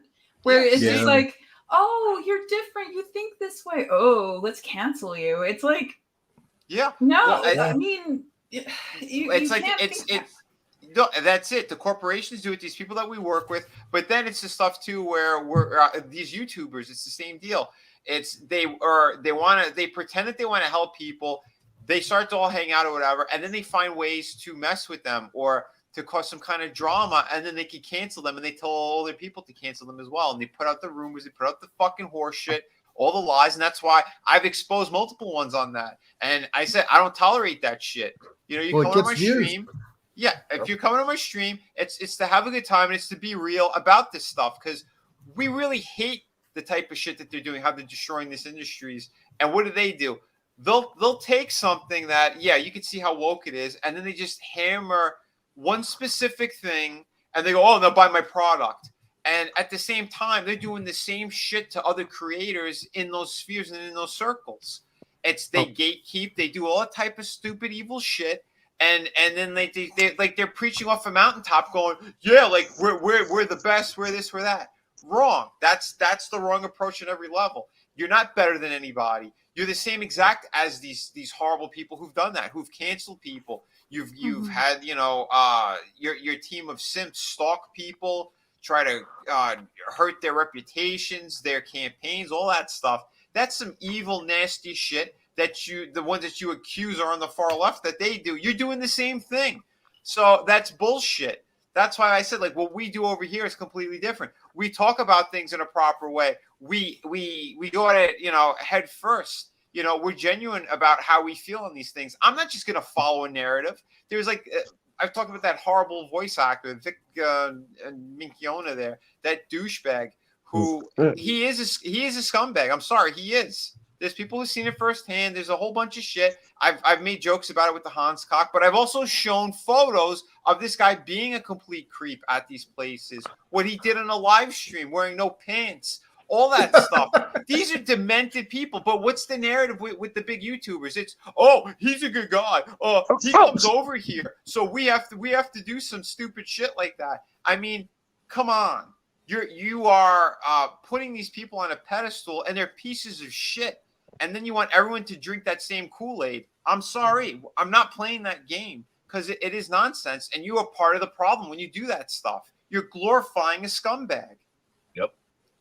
It's crazy. It's the ones who follow the celebrities too. Oh my God. Oh, if they're a good actor in a movie, doesn't mean they're a good person in real life. They could be the most horrible piece of shit you've ever met. It's ridiculous.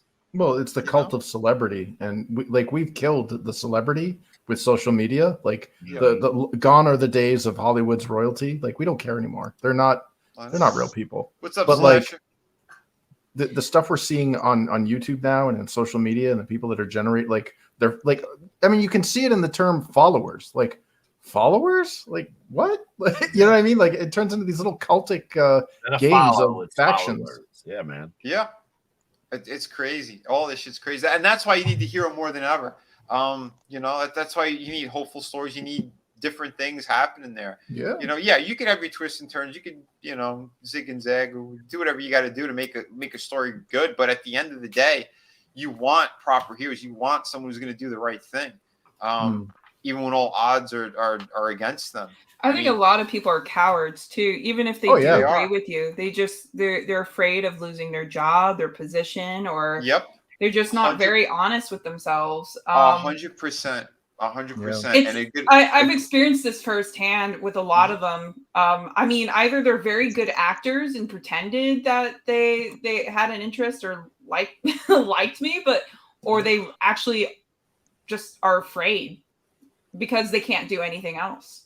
Yeah. And I'm just like, dude, that's pathetic. That is sad. It is. But to that point, yeah, we've seen it. We've seen the same exact thing too. People who even know it's wrong and they'll throw out their morality out the window because they'll make another sale here or there if they agree with a certain scumbag. Super chat. Yeah, and it's filthy. I can't stand it.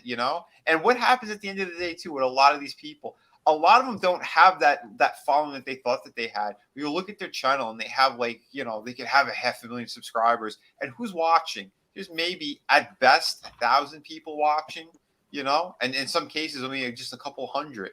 And it's like, really? So you have 500,000 subscribers, but no one's watching this shit. In all honesty, if you really think about it, it's just most of them are miserable and it's empty. I see it in the industry I'm working too. It's just you don't know who to trust, and it's the same on the internet. It's just a projection. It's a reflection of everything. Yeah, baby. Don't trust anybody. Yeah. Well, I compare working. I compare working in the creative industries as swimming in a school of piranha. Oh. And when one of those piranhas swim in the wrong direction, the entire school goes and eats it. Yeah. And that's what it is. It's conform. It's communism. It's, conform. We don't eat at Chick-fil-A because that's a homophobic place. Oh, I'm going to eat the shit out of Chick-fil-A when I go back to Texas for a while. The horror stories, like the conformity of horror stories. It was like a Mean Girls movie, playing out. And they're just like, we don't do this. Okay, so-and-so saw you on a Saturday eating at a Chick-fil-A. So... I'm on my day off. We don't do that. Dude. Are you a homophobe? Oh my god! I'm so happy you're on this chat because I'm like, am I in the Twilight Zone? Because everyone's like, we don't shop there, and I'm like, why? Because they support homophobic values and this and that, and I'm like. You do realize they also support homelessness, and they actually have programs to help them get off the street. And I'm telling you right now, whoever was in the Vancouver, they said that they're a fellow Vancouverite. They can attest to this. Yeah, the homeless and drug issues here, it's atrocious, guys. Just a month ago, I saw someone shoot up their heroin up their foot. Oh, yeah. Public. They're doing it in Manhattan too, in big open areas. They filmed it. They tried calling the cops. No one does anything. No one cares. No, it's not. Well, dude, Canada's worse off than the U.S. right now. Yes, it's nuts. I've never seen anything like that. And then when you said, the piranha, I love that piranha analogy because I'm still very new to the industry, and all you can, just by how I speak, I think you know how I am, and I know I'm gonna step on a lot of fucking toes. I'm telling you right now. And it's one of those things where it's like, well, crap, who is there to trust? It's one of those things that I'm like, who can I trust? But I also want friends, and I also want to live because no man is an island. Well, but at the same time, if I'm going against my principle, my values, I don't think I want to work. well, that's the thing is the hardships of the industry also breed trench warfare camaraderie. You will find people that the people you can trust, you're gonna take a bullet for essentially. Yeah. But the majority of them are there to knife you in the back so they can escalate themselves in their career. I've watched it happen, and I was naive. I walked in. I'm a dumb New Englander. You know, I'm completely ill prepared to deal with the Oh West my gosh, Coast you're garbage. my friend now. Because I'm on the same boat. I'm just like, I'm gonna be honest. I'm a Southern girl. Like Yeah, everyone, they you know, don't. like you think the best. No. Yeah, I had don't a think the best, so. coworker tell me they call it a career limiting. Was it a career limiting move or a CLM? And I'm like, what the hell is a CLM? They're like, don't worry, you've made a few of them. I'm like, oh, great. What it's like? You said something that like. You know, if you're playing one of those role playing games, there's like so and so will remember this. Like, Oh fuck, dude. Yeah. Okay, like Dude. honestly though, but I'm sorry. I'm gonna tell you right now. Like, it's probably the best move. Like, it's like although I have foot and mouth syndrome, sometimes the thing is, if they can't appreciate my worth, I'll find someone else and I'll get paid even more. Like it's one of those things. It's like, dude, oh, that's a the career. Oh, sorry. that's the industry. So I don't mean to cut you off, but what you're you good. just mentioned about your worth, that is the industry is designed in a nutshell. It's designed to make you feel devalued. It's to make you feel 100% expendable. Because if you don't want to do it, we have 100 people behind you that are going to do it. You know that 90-hour work week that we just put you through? Oh, you don't like that? You're complaining? Well, guess what? Clear out your desk because we're going to put somebody else in. You're expendable. And It's that so I've funny. they want you to stay at that level of high tension. I've had coworkers die. I've had coworkers kill themselves. I've had multiple coworkers get divorces. Like you cannot have a work family life in that industry. They treat you like crap. Yeah, It's that's vile. exactly what I was going through, dude. Like, I mean, it's one of those things where I think, how do I phrase this? It's kind of like I did all the work. I tried so hard, and then you're expendable, right? They're like, oh, you didn't make the thing, and of course, I have upheaved my life. They didn't financially help me whatsoever. I upheaved my life to move to Vancouver, one of the most expensive cities in the world, not just Canada, in the world. Just to be treated and abused for like 7 months, and it's just it's crazy. Granted, I'm having the mindset of, if that's the case, okay, next opportunity, because I'm just like, I'm sorry, I'm not going to play this game. I'm doing my best, but at the same time, it's just like my mental and physical health is more important.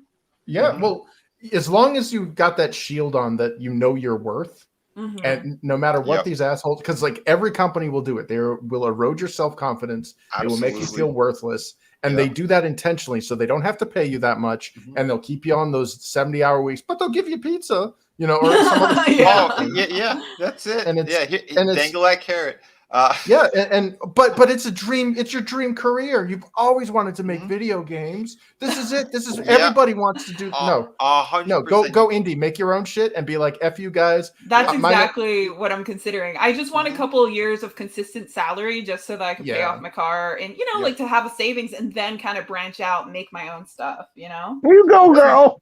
Sure, and you know what, it's a smart move to do stuff like that, because I've been in those situations too at a couple different companies. One in particular, the McFarland one, was always the funniest one, because there was always something strange that always happened there, and they tried doing something similar to me at one point, making it sound like they don't really need me, and I went, yeah, all right, because they had this other guy he came in like a week before me, and then he couldn't move out there until like maybe like, I don't know, like 2 months or 3 months later. So in the meantime, like I was kind of filling the role, but I did so well in there, and I cleaned out basically all the workload for like one of the two brothers who were running the thing there. But I was doing like all the design work for him, so he didn't have to lift his pencil at all. And the designs I was coming up with were amazing, and everyone, all the artists loved it and everything. So when they got the other guy who came in, they couldn't get rid of me. They're like, no, Vinny's good. He's better than this guy. Like, why do we even agree to this other one? Like, but he wasn't a bad artist. He wasn't a bad guy. I became friends with them, but they put the levels. It's a different level. It is. Yeah, it's a different level. We'll say that. And they always try to put it in his head, and his wife did it too, that like you have to be better. You got to take the job from Vinny type of thing, and that never happened. And that's why I was the lead designer there, it was supposed to be this guy's job, and he was never given that title. I think maybe after I left, but it was funny too because at one point he got himself in trouble. He was asking for a lot more money for like a simple procedure, and he screwed up the numbers. So he's like, "I need more money, whatever," and they like kicked him out of the office. Like they were infuriated. I'm like, what did you ask for? And it was an obscene amount of money. I'm like, for what? I'm like, what are you doing that's so epic in here? Like, you know, like I'm the guy who's doing the lines of, you know, designing the lines of figures and shit, and you're doing like one or two in a line. So explain this to me. So that was hilarious. And at one point too, they're like, yeah, we gotta save money or whatever. And they tried to do that same bullshit. Like, oh yeah, well we'll just go. Well, his name's Kevin. We'll go. We'll have Kevin replace you anyway. Then if you know, because you know we can't keep doing this type. So we can't have two guys in here like that. And I'm like, well, at the time, like I was starting it, I was getting a cold or some shit. I'm like, well, I'm gonna take a week off anyway. You decide what you want to do. Because if I go, that means my brother was gonna leave too, and he was a sculptor there. So they were like, yeah, like they really decided, and they're like, yeah, we can't get rid of Vinny. So when I came back from when I was sick and I got in there, they were running to me with designs, fucking running to me. Like, oh, Vinny, could you redo this? Could you redo that? Like, I saw some of what this guy Kevin was doing, and like, his work was night and day. Like, his style didn't fit McFarlane's style. He wasn't a fan of any of the stuff either. Like, he knew of some of the shit, but like, I knew what was going on. I was in, you know, my finger was on the pulse, so to speak. You know, I saved franchises out of the garbage literally over there and made them millions. I'm like, yeah, I'm the guy you want to get rid of. Put your crack pipe down. But eventually, I left there. I quit because I saw what was going on over there. You know, 9/11 happening and all that shit too, and like didn't want to be in the area. But when I left, it's like, yeah, I showed my worth and. You know, and I maybe that's maybe the one place I left that wasn't unprofessional. Vinny got sick of all the talk of painted cocks and canned tuna.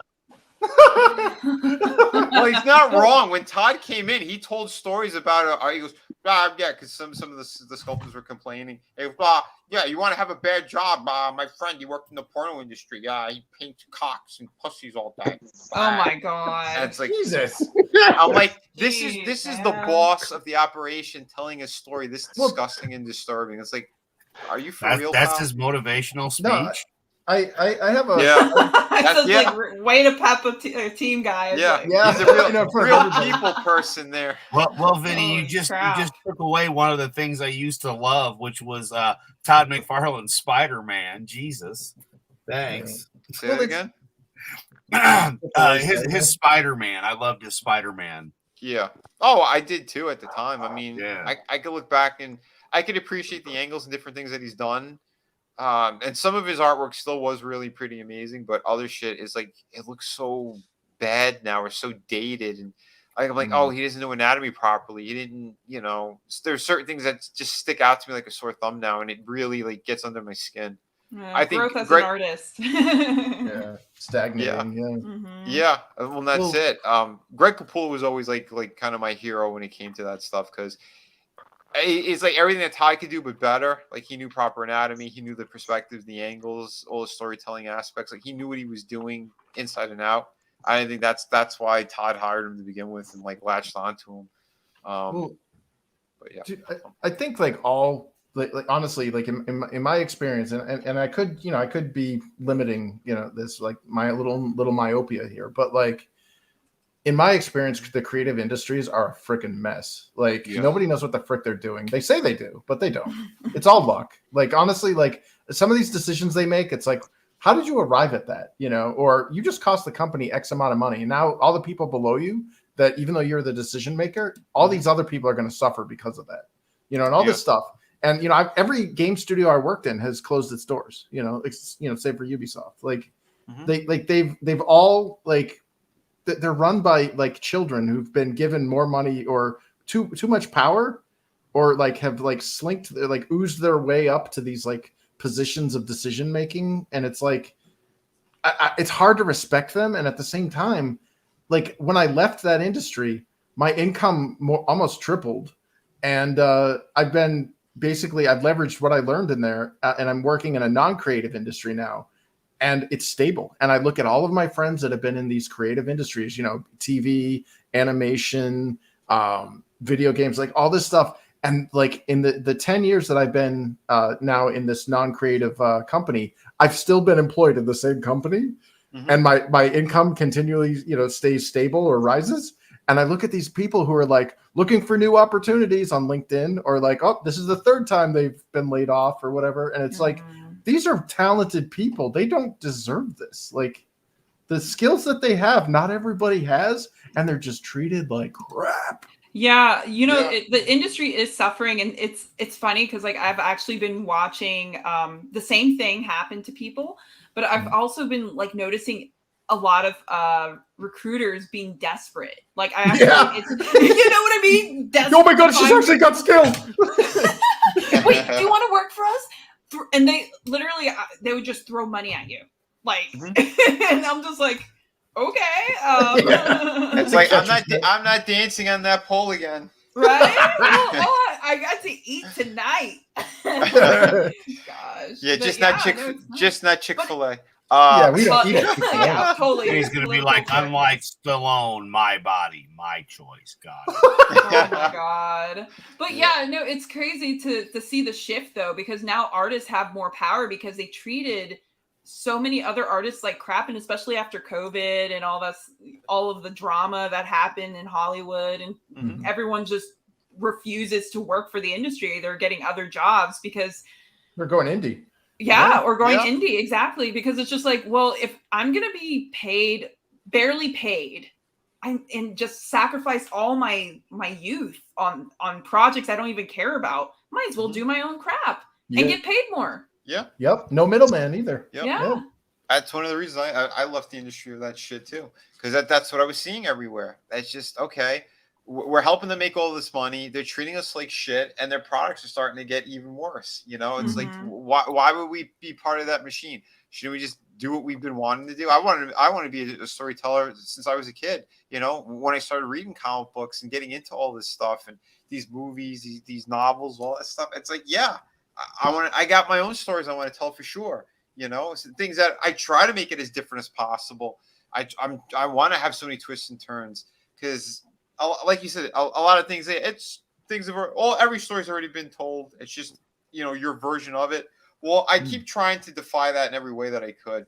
I try to go in so many different directions. That's why I think a lot of like the stories that I do put out, when people read them, they almost all of them tell me they didn't expect it, and how much more that they enjoyed it. Because of the surprises that I put in there, or the directions that the stories are going.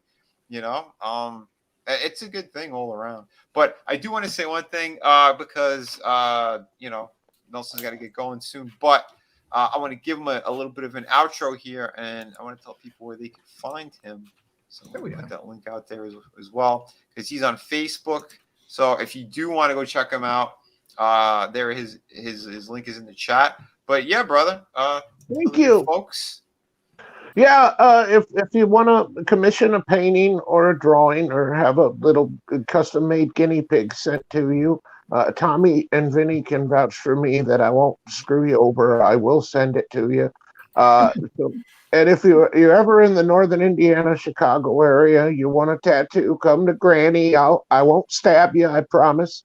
And I'll stab you with a needle, but not with my big hunting knife right here. I have 2 channels, Nelson the Psychopath, where I put my shorts, and then I have Nelson the Gentleman, where me and Adam are going to start doing once a month Thursday alien and paranormal streams. We might do one this Thursday. We're not sure yet. It might be next Thursday. We're going to talk about that. I accidentally made 2 channels because I forgot to take my dementia pills that day. And I'm Nelson the Gent on Twitter. So that's me. That's everything. Thank you for having me on. I really appreciate it. I also wanted to say that Yen's streams inspire me, and so do Draven's and Tony Toten Death. Excellent. And you really committed to the bit tonight. So bless you on that. And yeah, go check out his stuff. Go subscribe to him. Go, friend request him. whatever you got to do there, because he's good people, man, and thanks for supporting all the time too. And Vinny, do I have permission to do a 15-second short reviewing your Camille Noir figure in my granny voice? Sure. Okay, don't sue me or anything. It'll be a good review, I promise. All right. You do you. Okay. Everybody have a good night and much love. Don't bang anybody Granny wouldn't bang. And Nerd Twinkie, it was good having some other female representation on the stream. Us girls got to stick together. Yeah.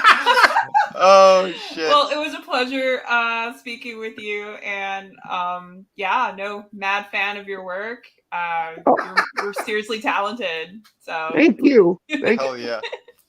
Is that your artwork on your thumbnail, Nerd Twinkie? Oh no, that's like I have artwork, but I almost never post it because of AI crap. Now I'm like almost going off grid for a while until they clear that out. Honestly, guys.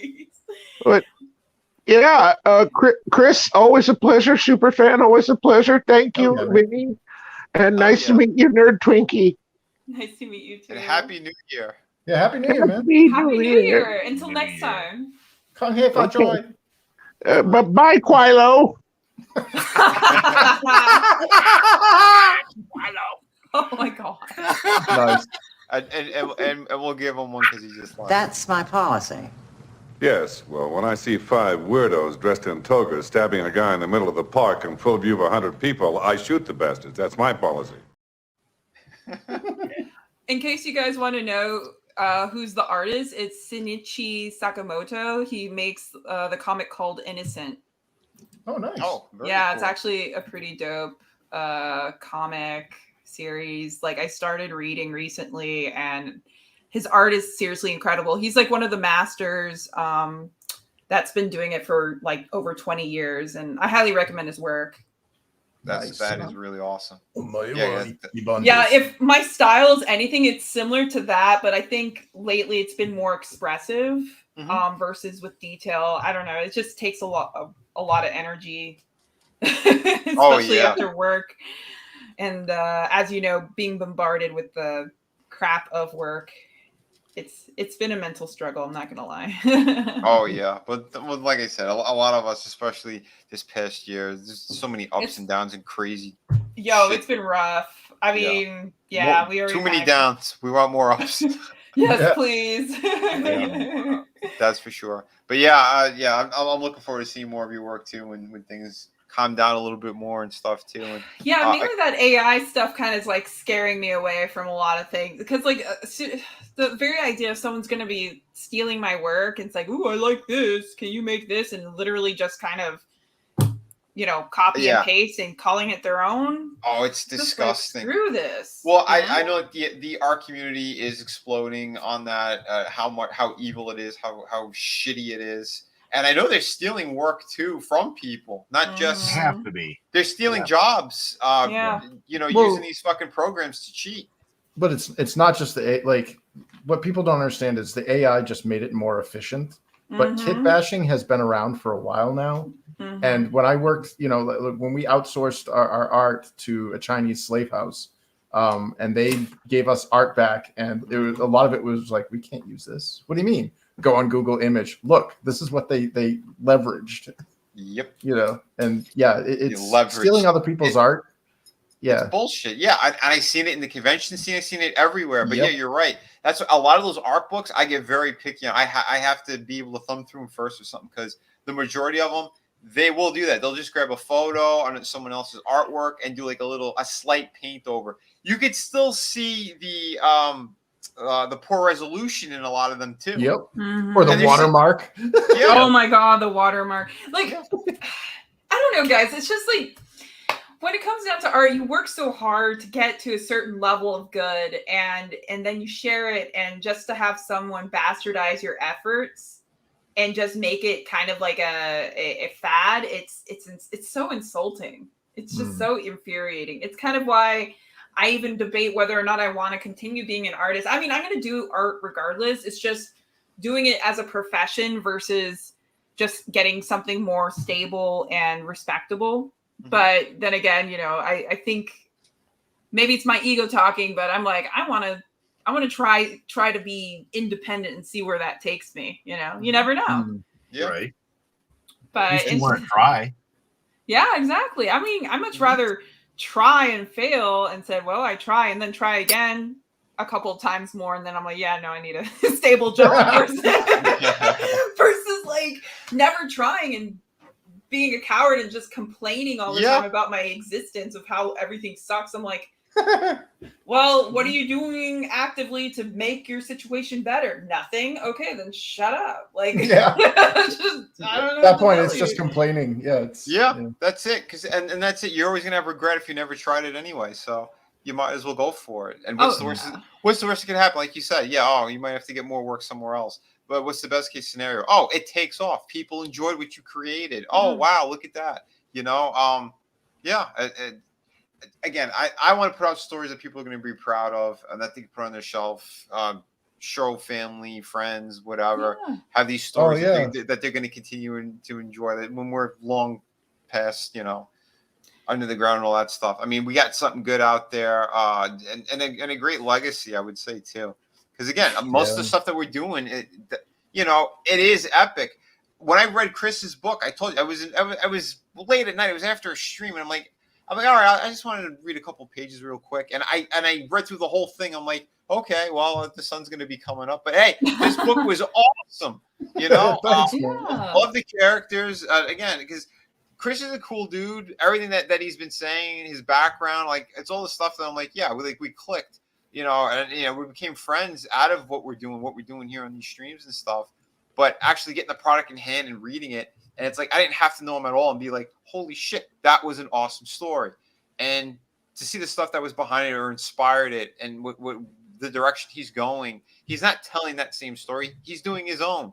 And what's really cool is that there's so many different people that were involved in it because he, like he said, he tested it with other people and what they chose to do with these characters. Like, it's so unique and so different. So yeah, there's a lot of fun in this stuff, and there are other people that come on the stream and they got projects that we've talked about in the past and stuff too. Similar deal, they have their own stories. Red was on the fence about creating stuff, our friend Red Gaze, and me and a couple other people like pushed him, like, go ahead, write it, do it, make your novel, because he's like, I don't think a novel would really sell in this climate. It's like it's mostly comic book stuff, and he did pretty well with it. And then he made a comic book spinoff from that, and near him, they're doing some amazing work together. Right? And Bonds, Same thing. Yeah, Bonds is another one. Like she had it on Webtoons, and then decided, I want to do like a proper book and get it out there. She took it off of there. She did other stuff, made it a bigger book. And we got a great story. And she's, the sequel is going to be coming this year as well. That's some really cool stuff. We got a strong community of good creators here because it's people who said, yeah, fuck it. I'm going to do it. I'm going to go out and do it on my own, it's just, I don't this tangent, I could go on easily in another direction too. Legit. Well, that's the thing. We couldn't find what we wanted, so you guys created it, and then fans like me found you guys, and then of course I want to spread it. Share it with everybody. Thank you, because all right, you made a great point there too. I have yet to read a great pirate story, and I've been a huge fan of pirate stuff.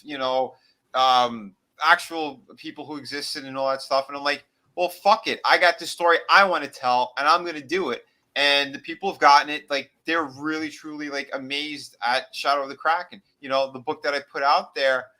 And, again, where I'm going to be going with it is going to be even more twists and turns. I'm going to have more historical elements in there, things that people didn't even think about, not just the time frame that, as you're reading the book that we're in.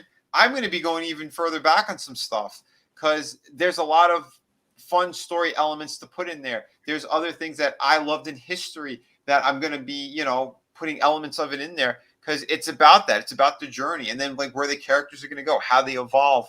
Because you need growth with them. You can't have the same shit over and over. It's going to get stale. It's going to get boring.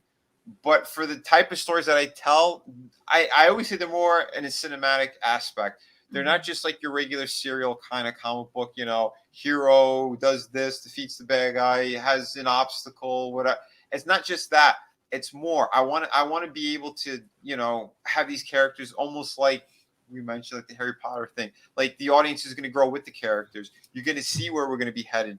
You know, what they have to endure. You know, and what those things are going to do. That's going to change their trajectory, or you know, whatnot. I'm worried about that one. Yeah, I mean, that's the thing, guys. Like, and it's one of those things where it does, don't limit it to like art. It could be literally anything. If you want to be a musician, by God, be a fucking musician. Like every song, every lyric, every composer, it's been done before. You can only do so much to change certain structures. But like at the end of the day, it's just like it's your voice. It's how you say it. It's how you express yourself. And I feel like it's important for everyone to try something, even if it makes them incredibly uncomfortable. And believe you me, I tend to push the limits, but I'm just like, well, by God, at least I try. Yeah, absolutely. Apex Comics, yeah, man. Happy New Year! Thank you for popping in as well. Thanks. Oh yeah.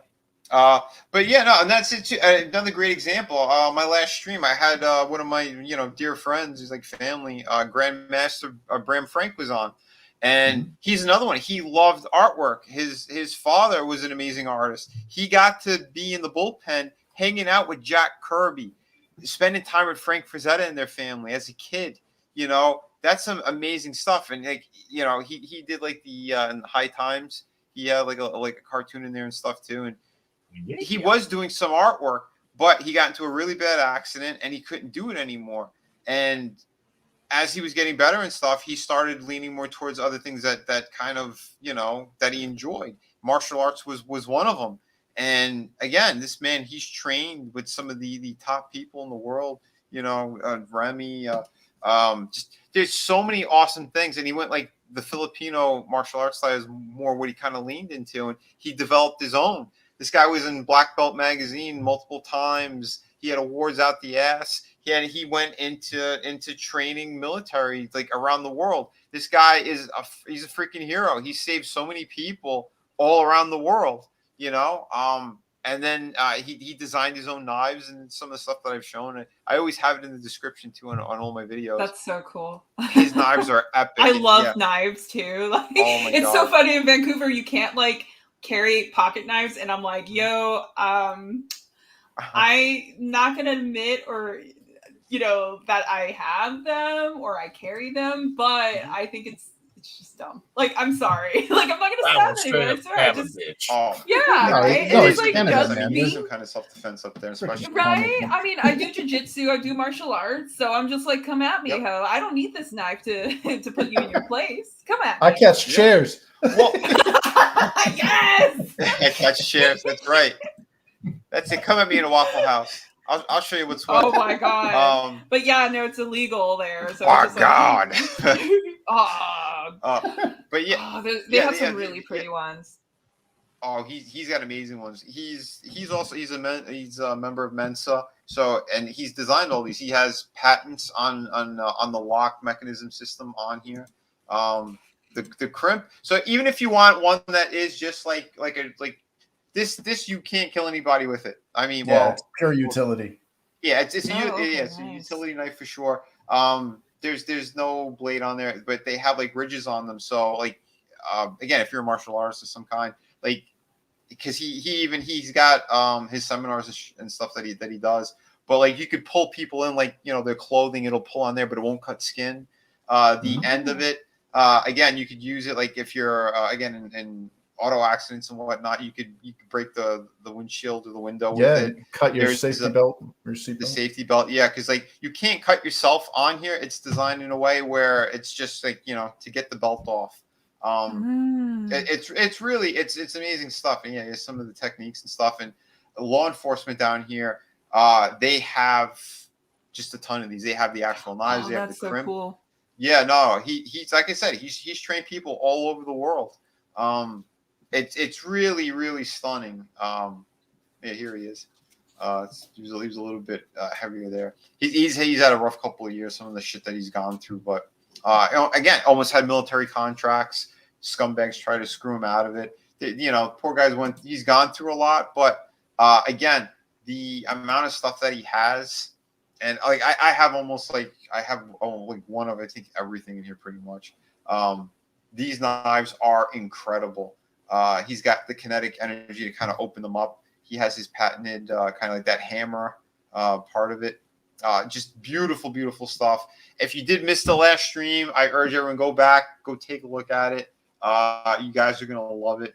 This is the one that he had given me for Christmas.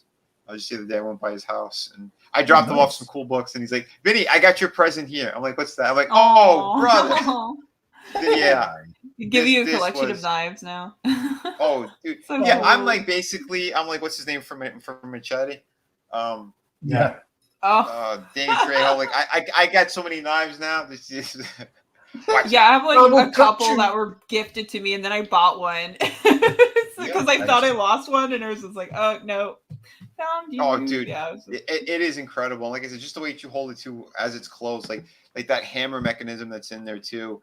Yeah, you can get yourself out of some good jams. But he's got everything that's he designed in here it is so natural to the hand. He's got like the gun kind of safety, the ways of like holding it and everything. It's like a trigger on a gun. Yeah, just I urge anyone, if you missed it, go back, watch it. He's been on the channel multiple times too. I've had him on like 5 or 6 times. Yeah, just an interesting guy all around. His stories are incredible. His life is just amazing. Some of the stuff that he's gone through, and yeah, so I think we go had back. him on 5 or 6 times yesterday, Vinny, or the other day because he kept having to pop back in with the phone. Yeah. he was having some issues in the phone, but yeah, no, go take a look. You're gonna enjoy them, and really if you cool do looking want any of these knives too, go. Yeah, this is the other one I got too the other day too. Oh, look at that. Shark Yeah. Oh, that's it pretty. is beautiful. Yeah, I would totally order knives from him, but right now I'm like, Oh no, Mr. Trudeau says no. Yeah. Trudeau says no. Oh man, it's nuts. But yeah, he's got the trainers. He's got the ones that fold up. He's got the solid ones too, and they have like like their own holster as well. That you could because when I first met him too, he had them on. I'm like, oh, that's really cool. He's like, oh yeah, these are mine. I made these. I'm like, what? Holy shit, Yeah, beautiful. Like the form and everything, it's just so cool, and you can tell it's like ergonomic. Like he put a lot of thought into it. Oh, he did. He did. He showed me. Yeah, he showed me the original drawings and stuff too for them. Just amazing. But hell yeah. The kinetic opening.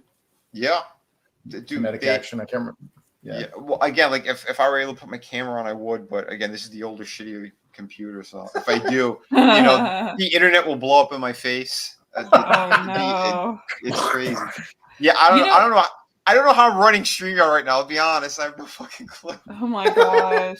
So you already have like a computer on the way, or? Yeah. Okay, good. good. A couple of days. But yeah, in the meantime, I at least want to be able to stream because I know I missed like 2 weeks worth of streaming, and I'm like, no, I want to hang out with everybody and have a good time here. So I hooked up an old one out of the closet. It's kind of like my emergency one, basically. Don't worry, I have like 2 computers with me just in case one of them craps out, and one of them, like the one that I work on, I don't know what's happening with Windows, but they had like this update, and now it's like activate your license, and I'm like, oh my god. Is that 11? Yeah. Yeah. It's so dumb. I'll tell you something off air about that because I did some deep diving. I helped out someone else recently with Windows 11, and again, me who knows nothing about computers, I spent 6 hours trying to figure out how to get that other computer I had a new computer for like 2 days, and I had to bring it back because there was a defect in it, and Chris knows how fucking pissed I was. Oh, yeah. I mean, that happens. That's how 5 minutes, 3 hours later, we're all going, oh my well, god. Thank you to your tech support for helping you troubleshoot. It was aggravating to know. Take it back to the person that sold it to you and beat them with it. It was a faulty USB. It was, I know. Ridiculous. Crazy. It's like everything needs to work, guys. Like But in the meantime, I did find a couple of great videos on how to clean out Windows 11, the bloatware, and all the spying, Nice. or the majority of the spying apps in it. So, Oh my gosh, I'm so I tired could, of I like could the, send you those. all I the could send you stuff. those. Yeah, videos. please send it to me because like right now, I do have to clean my PC and uninstall programs and stuff just so I could have more space. Mm. But oh my lord, I'm just like, why change something that works? I don't understand. Make it so much Money. more complicated. Money. They want to look like Apple, and then they want to spy on all of us. We It's spy on you ridiculous. more that way. Yeah, Windows 11 is malware. Yeah, it is. It straight up is. But Oh anyway, my God. yeah, the computer that's coming on the way, it's Windows 10, and it looks like the guy from reading some of the comments and stuff. It looks like he cleans it all out too. Like there's no bloatware, they nice. said. So that's fingers good. crossed. Yeah, fingers crossed that's the case because I just want to plug and put my damn programs in and get everything working so I can get back to work. Yeah. But I think you needed a break, honestly, Vinny, like to actually like sleep and. I be know, but human. it's the forced breaks that I. It stresses you out. I know. I feel Yeah. it. I feel it. Yeah. Like I understand. I was stressed out this past month too. Granted, I'm okay after a week. You know which week, but like it was one of those things where you're like, oh crap, and that's all you can think about. It's horrible. Oh, it is. But anyway, guys, in the meantime, if you do want to pick up a cool knife, or you want to help support basically a freaking national hero, help out Bram Frank, pick up some knives. You're going to love him. He mails them out right away as well. I wanted to do an Indiegogo campaign from a while ago, but some other stuff kind of got in the way of that. I'm going to check if he still wants to do something along those lines because he does have new designs and stuff that he keeps putting out all the time. So I don't know, maybe we could figure something out for him. But and again, like he is a grandmaster. He has his own martial art. It is the common sense self-defense and street combat. And let me tell you, it's like it's a mixture of a lot of things. There's Filipino stuff in there, Krav Maga. There's Jeet Kune Do. There's a little bit of everything in kind of what he developed. And again, this guy, he's got major contacts, in martial arts and knife makers and everything else you can imagine. I mean, dude, yeah, amazing. Go back, take a look at some of the streams he's been on with me. Just type in Bram Frank. I know I got him like in the celebrity section too. You could watch a couple of them there. But yeah, definitely go support him. Much love for Bram. And everyone out there. We did over 3 hours, so I'm going to start doing some sign outs here. Yeah, for sure. Yeah, I mean, it felt like it was an hour tops, but we did 3 hours. I was like, oh shit. Yeah. Well, see, that's what happens when Time we flies. take 2 weeks off. Exactly, time flies when you're having fun with good people. That's for sure. And yeah, we'll go ladies first. Well, Granny left, so. But yes, I'm on the spot. You're on the spot right now. So yeah, let the people know anything you want them to know. But if you don't want them to know shit, then you could also. It's up to you. Well, kind of going on the theme of just positivity, again, it's just if you want to do something, just do it. Like worst case scenario, you fail at it, but then if you really love something, I don't think you'll ever fail at it. Like it's just there's going to be challenges, but you're just going to you just got to keep on trudging along. Just never give up. Amen to that. That's for sure. But so I thank you so much for being on here tonight. I'm glad you had a good time too. But yeah, anytime you want to come back and hang, you're always welcome to. Oh, definitely. Just send me a link or let me know. Because I do stuff and I'm all over the place half the time, especially on weekends. And I'm like, what's happening? Oh, okay. Yeah. So. Yeah. Well, I host my own like twice a week, and the Fridays I try to keep it like a strict hour. We go in, sometimes we go an hour and a half, but I keep it around there. But Sundays are more like the free for all, the round table where everyone, like I said, everyone's equals over here. We're all having a good time, and that's what it needs to be about, I mean, that's the thing. It's just like I think that's what's really like cool about this chat. Because we're all artists, or we love art, we love comics, we love media, and we just kind of like we're collectively just inspired by each other, and it's just we're just people, and we maybe we differ in perspectives or whatever, but so long as there's respect, it doesn't matter. Like a lot of things don't matter. There's right and wrong basically. I mean, you can have your own views on shit, but just be respectful. Like that's bottom line. I feel like a lot of that's lost in our current generation, where it's just what's your pronouns or this or that, and then they just kind of flick you off and don't respect you as a human being. And I'm like, that makes no sense. Yeah, I'm sorry, I don't. And on the other side of it too, it's the ones who they claim certain stuff and then they prove to be worse than the ones who are canceling. Yeah, that's the hypocrisy that I think that really angers a lot of people, especially when you come from like respectable, moralistic backgrounds. And you know, I always had a strong sense of right and wrong, or at least for me. I mean, you know, now that I've lived in 4 different countries, it's kind of like I see how everyone does their own thing. And I mean, not to say it's like their way of living is right or wrong. It's just more of like, that's not the way I go and do my thing, you know? Right.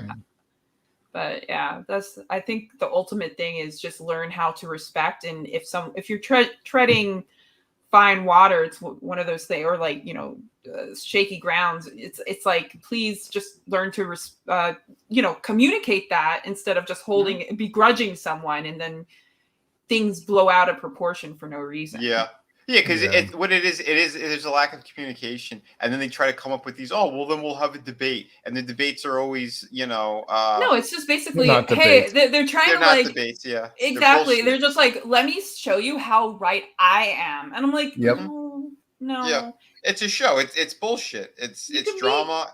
It's drama and horseshit. You know. The biggest thing for me is like, you can meet in the middle. You don't have to. Oh yeah, but see, you're speaking from a logical point of view. They have no logic. They just want to spin a certain story. They want to assert their dominance. And that's the thing. It's just like remember, there's different sides to every story, and try not to write someone else's narrative because it's none of your fucking business. Their reality is their reality, but don't allow other people. It goes both ways. Don't allow other people to write your narrative or your reality, and vice versa. And that's kind of where I go back to, like, respect those boundaries, because you know that's right. We're all here for a limited time. We might as well enjoy each other, or at least try to. Yep, like she said, respect my authority. No, so yes. But yes, thank you so much for being on here, and yeah, awesome words. That's for damn sure. And speaking of another classy individual here who has always a lot of good things to say and has an amazing project, Chris Fisk. Oh hell yeah! Thanks, man. Sweet. So yeah, so unfortunately we weren't able to get the mailing list for Infinite Tale Chronicles Book 2 out the door before the end of the year, but rest assured we are working on it. And you can visit us over here at infinitetailchronicles.com to check out our site. And as you can see, we've got the first book here, fully funded from last year, or now 2 years ago, available on Amazon.com. And we got a nice preview of book 2 here, if I can load it.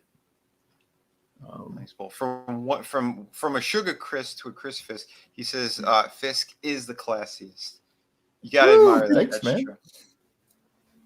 So as you can see, we've got a preview here where we're currently showing a variant cover. When we get the interior artists to do the covers, I'll replace it. But you've heard of variant covers, but we've also have variant books. So it's the same story told through 2 different art teams' perspectives. So you can get the first 15 pages of it for free here. And you can also see that same thing through or different art.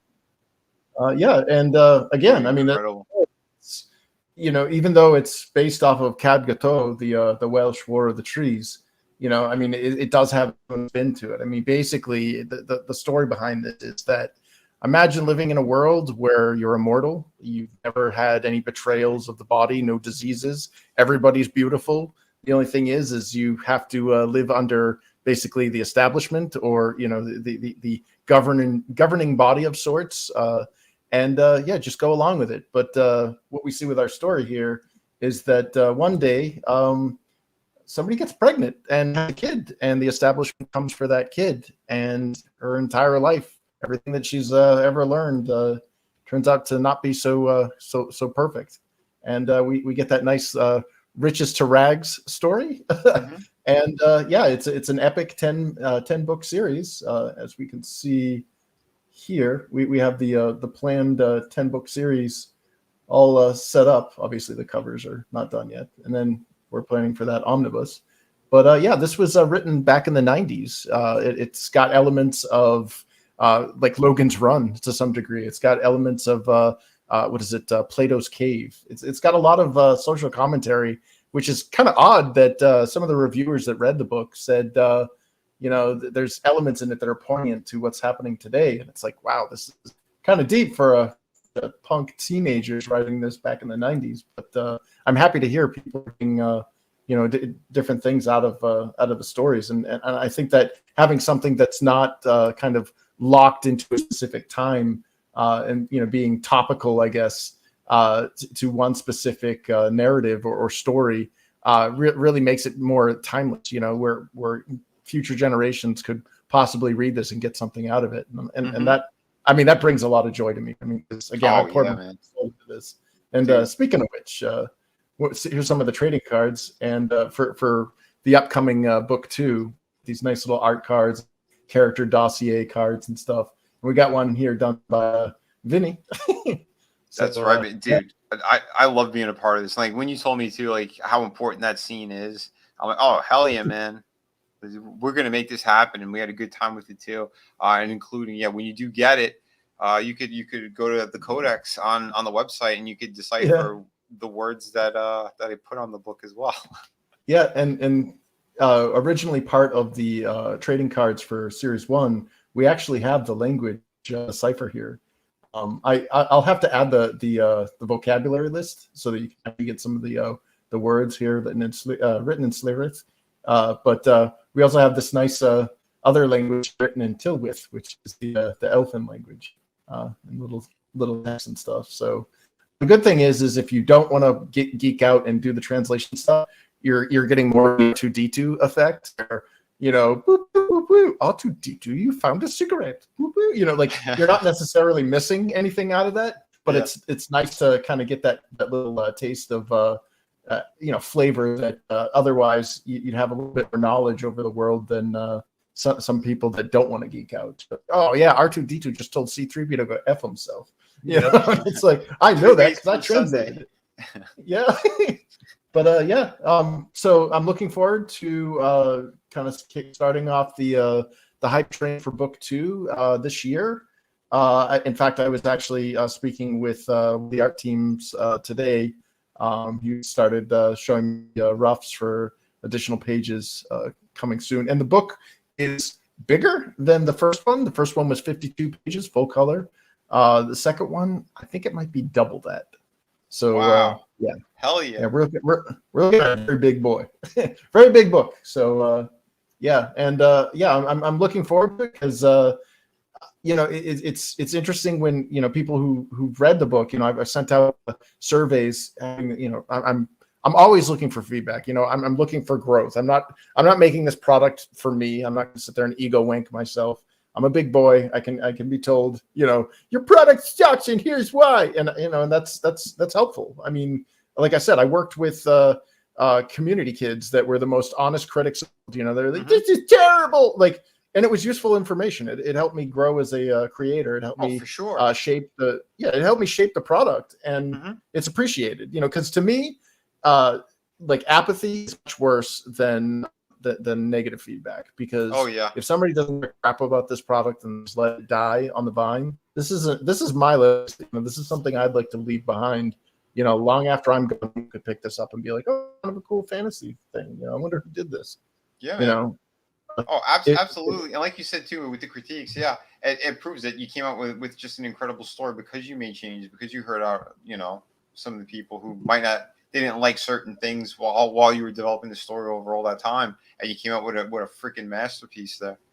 So, definitely go out there, go grab these books. Don't wait. Get out there on Amazon, go to the website. There's multiple ways. Yeah, and go follow Chris on Twitter. Here's his handles right there. Oh yeah. And yeah, thanks for having me, man. And Happy New Year, everyone. Woohoo! Hell yeah, man. Dude, it's always a blast having you on. And yeah, Frank, you were saying too, is that a Chris Christie garbage pail kid? Yes, it is. Oh my Also, god. dude, oh my god, that's so cool. I want to be you when I grow up. Like,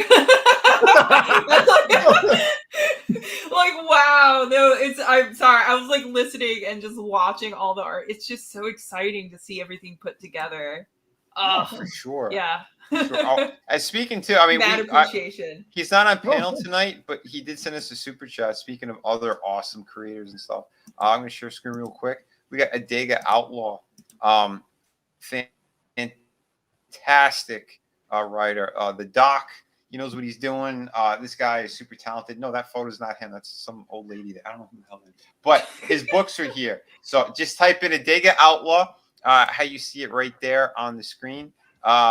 And yeah, do that over on Amazon and get these books. Oh, yeah. Revolution. He's got the Blood Witch. I did an awesome design for him for his. There's a specific like short sword that's in his book that he's had other artists try to come up with it and they couldn't nail it, and I got it on the first shot, and he was super happy with it, and I think he's going to be doing the hardcover for it now as well. So that's that's the next hardcover I get to buy. Yeah, Nice. yeah, because he told me to hold off too. I was about to get it, and he's like, "No, don't you want the hardcover?" I'm like, "Yeah." He's like, "Did you do the sword yet?" I'm like, "Yes, it's right here."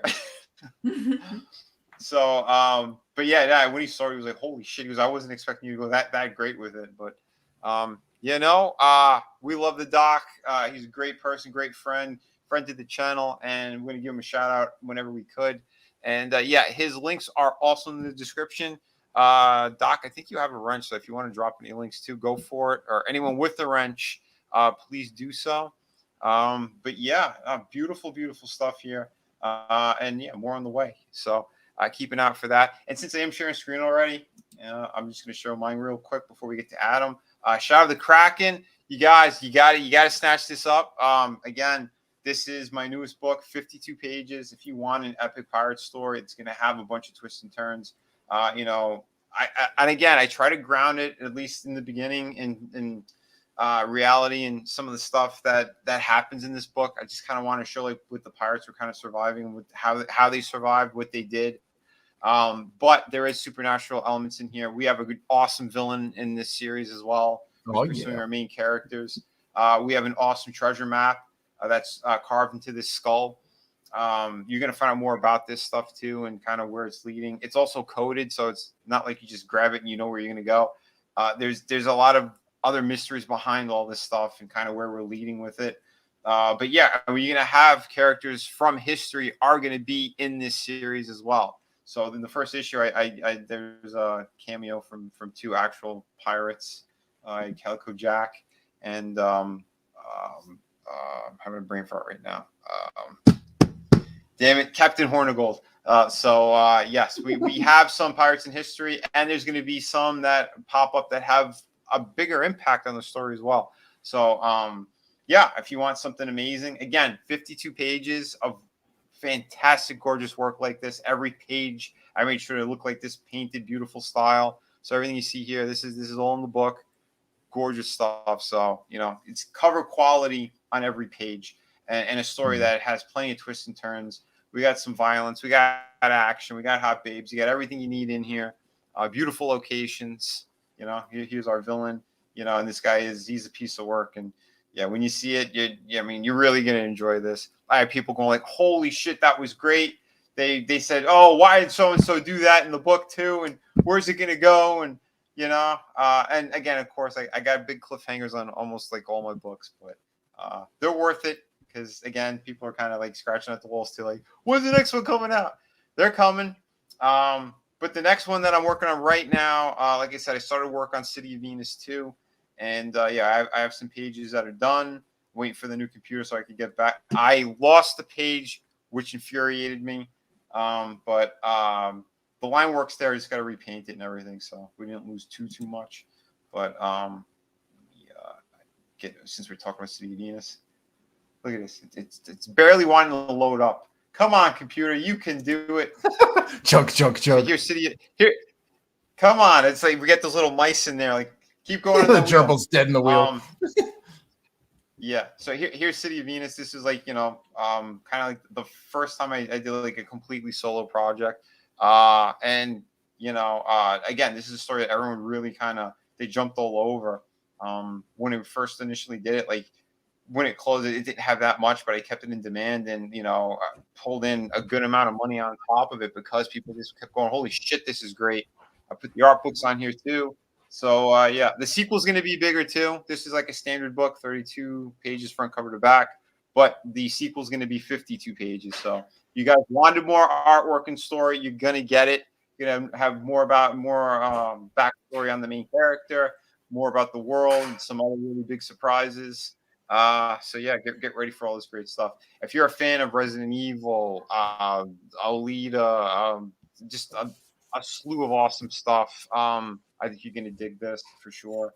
But yeah, I mean, and again, this is a very bleak world, but there are signs of hopefulness in there, and there's other bigger things happening.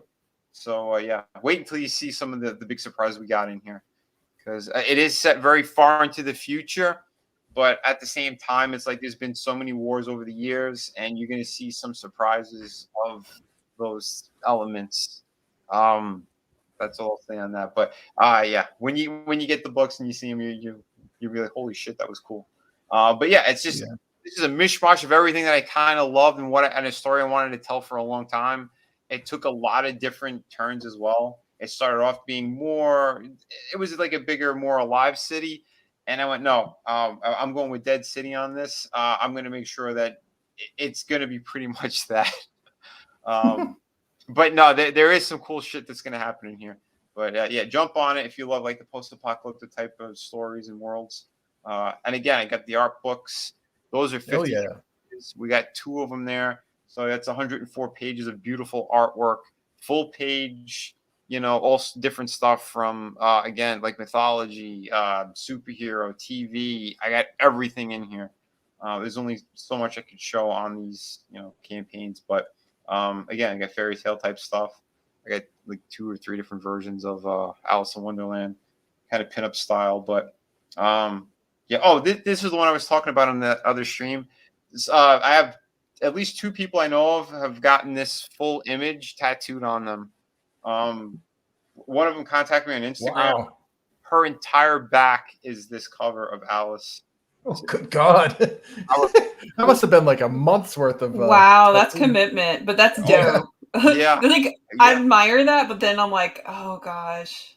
So you got to see the one Joker. The next one that he's got to do up for me is because I'm a Cesar Romero nut, but I'm also a Neil Adams nut. So I want him to kind of do the Neil Adams version of the Joker, but with his own twist to it, kind of like he did with Heath Ledger. And I'm like, I was like, hell yeah, dude, that's the idea for the 2. And then the next piece that might go with that is the Batman that I'm buying off of you.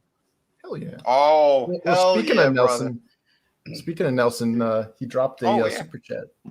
Nice. Yes, we will play that. Let me just finish finish up the shilling a little bit here. Through the Woods.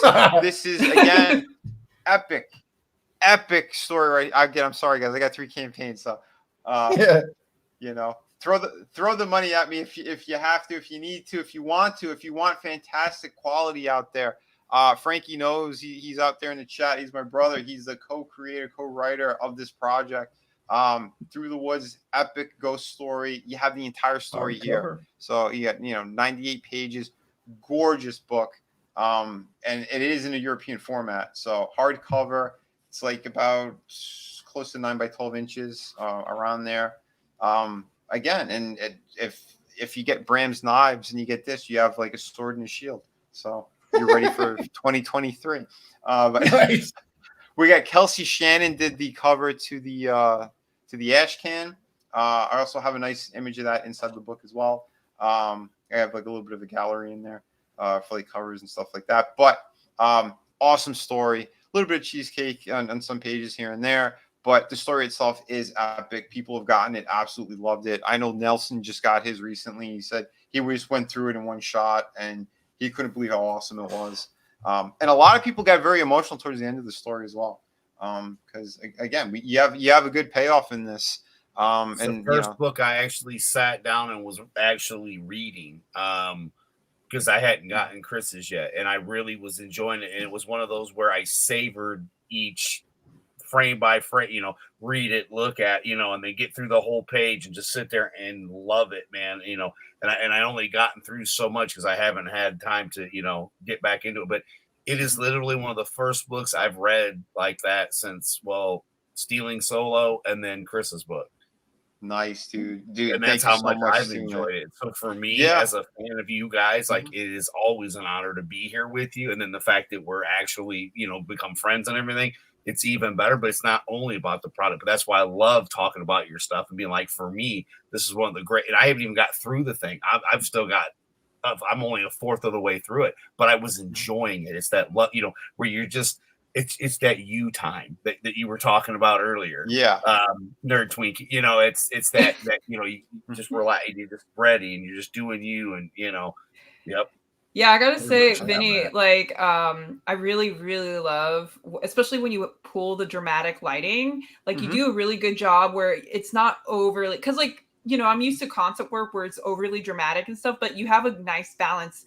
And I have to say, if you scroll up to some of your pages where your anatomy for the guy's muscles, holy crap. It's so impressive. Yeah, if you go down, scroll down. Yeah, that one. I was like, wow, look at the highlights, everything. You do a very good job with that. And it's I'm pretty new to your work, appreciate it. Yeah, it's so cool. And that's your job too. Lighting and everything, so you know what goes into it. So yeah, it's a lot of effort. It's a hard job. It's really what you do is it's really difficult to kind of find that balance because sometimes if you go too dark, it's not gonna register too well. The the silhouettes. I mean, sometimes you could use that towards your advantage. Yeah, but with your style, I feel like you kind of want everyone to see and appreciate the line work, but you have a good balance of highlights and things like that. And as I'm looking at your stuff, and I appreciate that. I that means a lot coming from you too. I mean, like I said, this is something that you do on a daily basis. So to hear that is huge. Because again, cliche, whatever. I'm self-taught. I never took right. I hate saying that. I'm like self-exploration. Yeah. Right. But you know what? I think I did more research on my own than I would have if I were in a school learning this shit.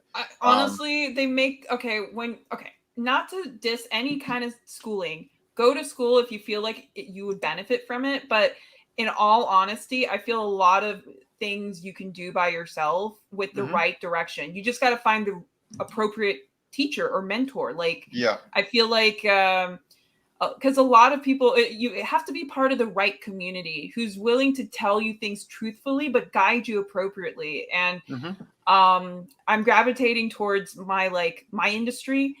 There's not many people like that. Everyone's very cutthroat on their own, and Chris can say attest to that. And it's one of those things where it's so sad because I actually have a friend who's been struggling. She's a senior artist, but everyone, people gossip. And it's one of those things where I'm like, but you're saying she's bad, but why aren't you helping her? You know what I mean? Where's the guidance? Where's the mentorship? Exactly. Where's the appreciation of help? I mean, granted, sometimes she gives up after a certain point.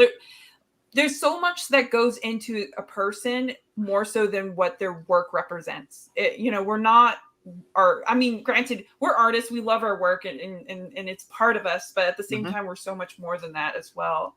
Yeah. So absolutely. Yeah. Well, that's it. And I mentored a bunch of artists. I mean, I helped out Liam with a couple of his artists as well, and became friends with Yuka. She's been on the channel a bunch of times. She's the artist on Kakashi, on Wonder Island. Again, gorgeous books, beautiful stuff. And she picked up a lot of she was struggling with a lot of things anatomy wise, and I broke down some stuff for him. I showed her this is kind of how I do it, but you need to know these certain things and where the muscles are kind of placed. And she when I broke it down for even I show how the bicep, how it stretches out, but when it's curled up, what it does, I broke down in how the muscles kind of overlap like, and interact. Yeah. Exactly. Thank you. Mhm. And she picked up on it quickly, and apparently, I guess I am a pretty good teacher. But Well, yeah, that's why you have a strong understanding, and also I think just by listening to how you talk to people, I don't think you're judgmental when they're in their, because like everyone has their own journey. You know, no journey is the same, and there's multiple ways to do something, but the foundations are pretty much steady. And sometimes people just need that extra guidance of like, hey, I'm stuck. Why is this looking wonky? Right. Because they know that something's wrong, but they're not there yet. And I think that's what's really cool about being an instructor or a mentor or helping, because you're like, I see where you're getting at, but you just need that extra push. But you know, it's hard to find people like that. Because everyone wants to just walk all over each other. And which is crazy. And that's what I said over here. Like, we help each other out. We're not just hanging out. We're not just doing this type of stuff. You know, we actually do help each other behind the scenes with things. And that's what it should be. That's what I thought this indie sphere was going to be. And like I said, fuck it. If these people won't do it, I will, you know, and the people that I have in my circle, I mean, again, I'm a little bit selective too, because I seen there's a lot of snakes. There's a lot of shitty people that just want to, you know, see what they could get from you and then move on. I don't like that type of shit. But at the same time, I do have the master classes on my YouTube. So if you do want to know some anatomy, some of my tips, how I do like my breakdowns, some storytelling aspects, it's there. I got like maybe 16 or 17 different videos. So check it out, people, if you missed those. But yeah, snatch up these books. Again, you have a full contained story here. So beginning, middle, end, you get it. And it's very, very satisfying. There were some things I was going to point out, but Adam didn't finish the book yet. So I won't say certain things, but there are details on some of these images that I have shown that I'll get into when he's finished. But, yeah, no, keep looking into the homework, work. Adam. I know, but I'm not going to be rough on Adam. He's working with one eye right now. So. Oh man, no, it's all good, man. Yeah, no, awesome, dude. And speaking of Adam, yeah, I'll stop sharing screen. And Adam, let the good folks know where they could find you and what else you got cooking. Well, I'm here. I'm there. Look, if you want a book and like elves and shit, we got you covered. You like Irish, we got you covered. Cause here it's we, not me. That's how we roll up in here. Right. It's we, not me. So that's what it is, man. I'm here, I'm there, I'm everywhere. My main channel, I'm not bringing it back till March after all the strikes are gone. I just no point, because I've got 2 right now. So that means if I do anything until the middle of February when the 1 drops, the whole channel's gone. So yeah, we'll stream on Fun University, have old men talk, do some stuff. But yeah, I mean, just been enjoying the holidays, and you know, we've all kind of had a break from the normal routine, and we're getting back into it. So yeah, man, 45-degree weather, burning stuff, great workout. I'm enjoying 2023, although I haven't gone to bed since it's basically changed from 2022 to 2023. So maybe I'm just asleep right now. But as far as I know, this is all real. Oh my god. You're crazy. You could have said something. Why? I wouldn't have gone on as long as I did. I mean, like, Adam, get some rest. I took a nap earlier, so I can have a little bit of a nap. But it's like when you only sleep 3 hours, you know, that's not much of a. But no, it's again with good people, having good conversations, doing what we've always done, you know. And again, it is true. It is we. It's not just me here, and that's why I'm here. You know, as a super fan of, you know, it's not just about buying the stuff. If that's all it was, I wouldn't even be on this panel. If all you're doing is plugging your stuff and that's all it's about, and you know, your stories suck and you're an asshole, I'm not in for that. You know, exactly, again, man. I've bought all of your books because I was a fan of your artwork. I knew who you were thanks to ETEP. Same with you, Chris. And again, you had to wait, but you were warned. You were warned.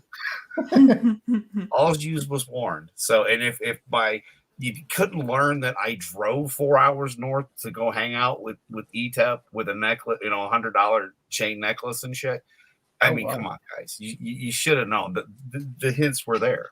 But again, I am good friends with Tommy and the Guinea Pig Collective, so it's probably the Guinea Pig's fault. They do have it all under control. Dude, Well, Adam, we love you, man. And again, and it's just that because you support us, it's because you're a great guy. You always have insightful things to say too.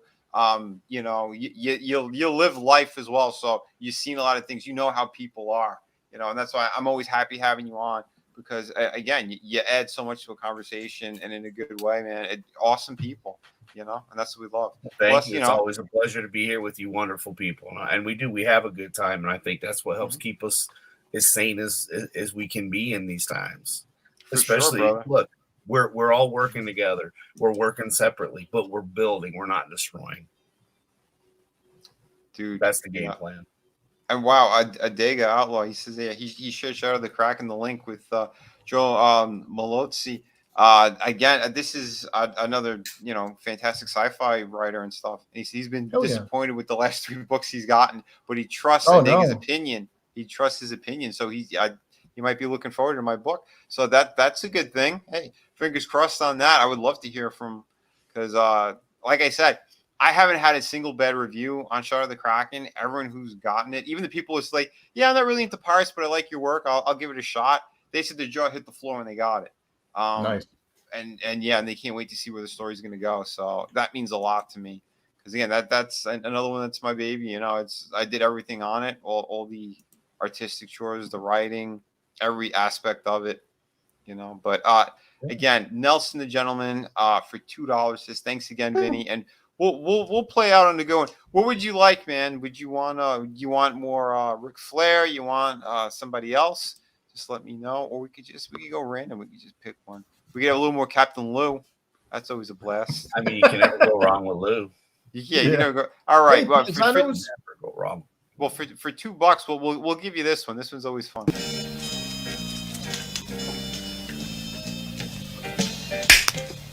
Hey, watch out, will you? Why the hell do I always have to do this? You know damn well I can't do it myself. Does Mrs. Fixer do it for you at home, Frankie? None of your business. This is the strangest pillowcase I've ever seen. It's my underwear, asshole.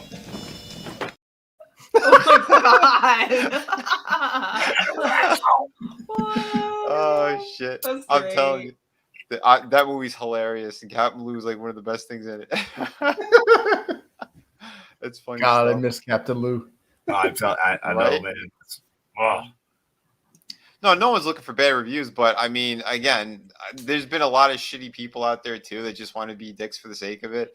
But everything's been coming in like 5-star across the board. So yeah, it's one of those things. Like, remember, guys, we're human, and like, please, if there's any critiques, like, obviously give it to us, but don't be a dick. Yeah. just don't be. Yeah, constructive criticism is different than being like, oh, I hate it because it's it's just like, here's give us anything. Like if it's just hollow praise, we can't grow as creators. Yeah, you know what I mean. Mm-hmm.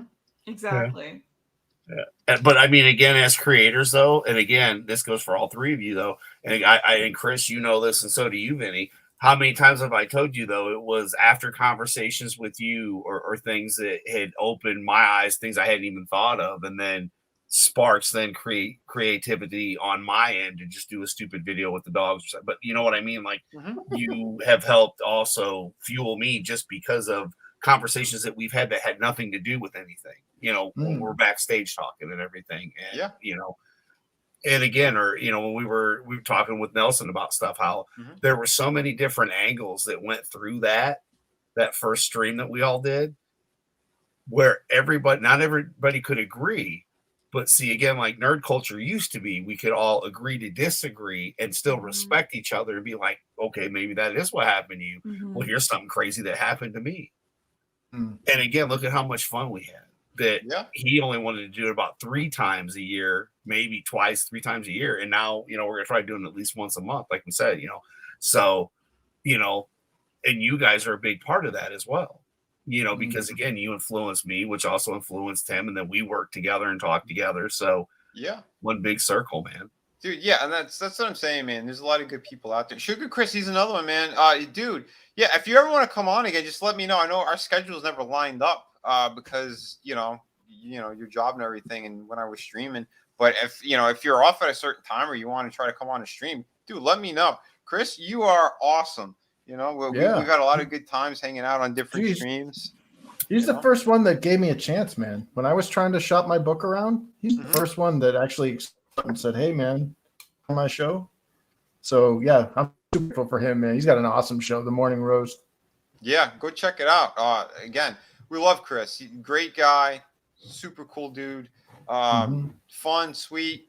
You know, I know Pale Rider's still always breaking his balls. The Red is that Halloween story, but he really is. He is good people.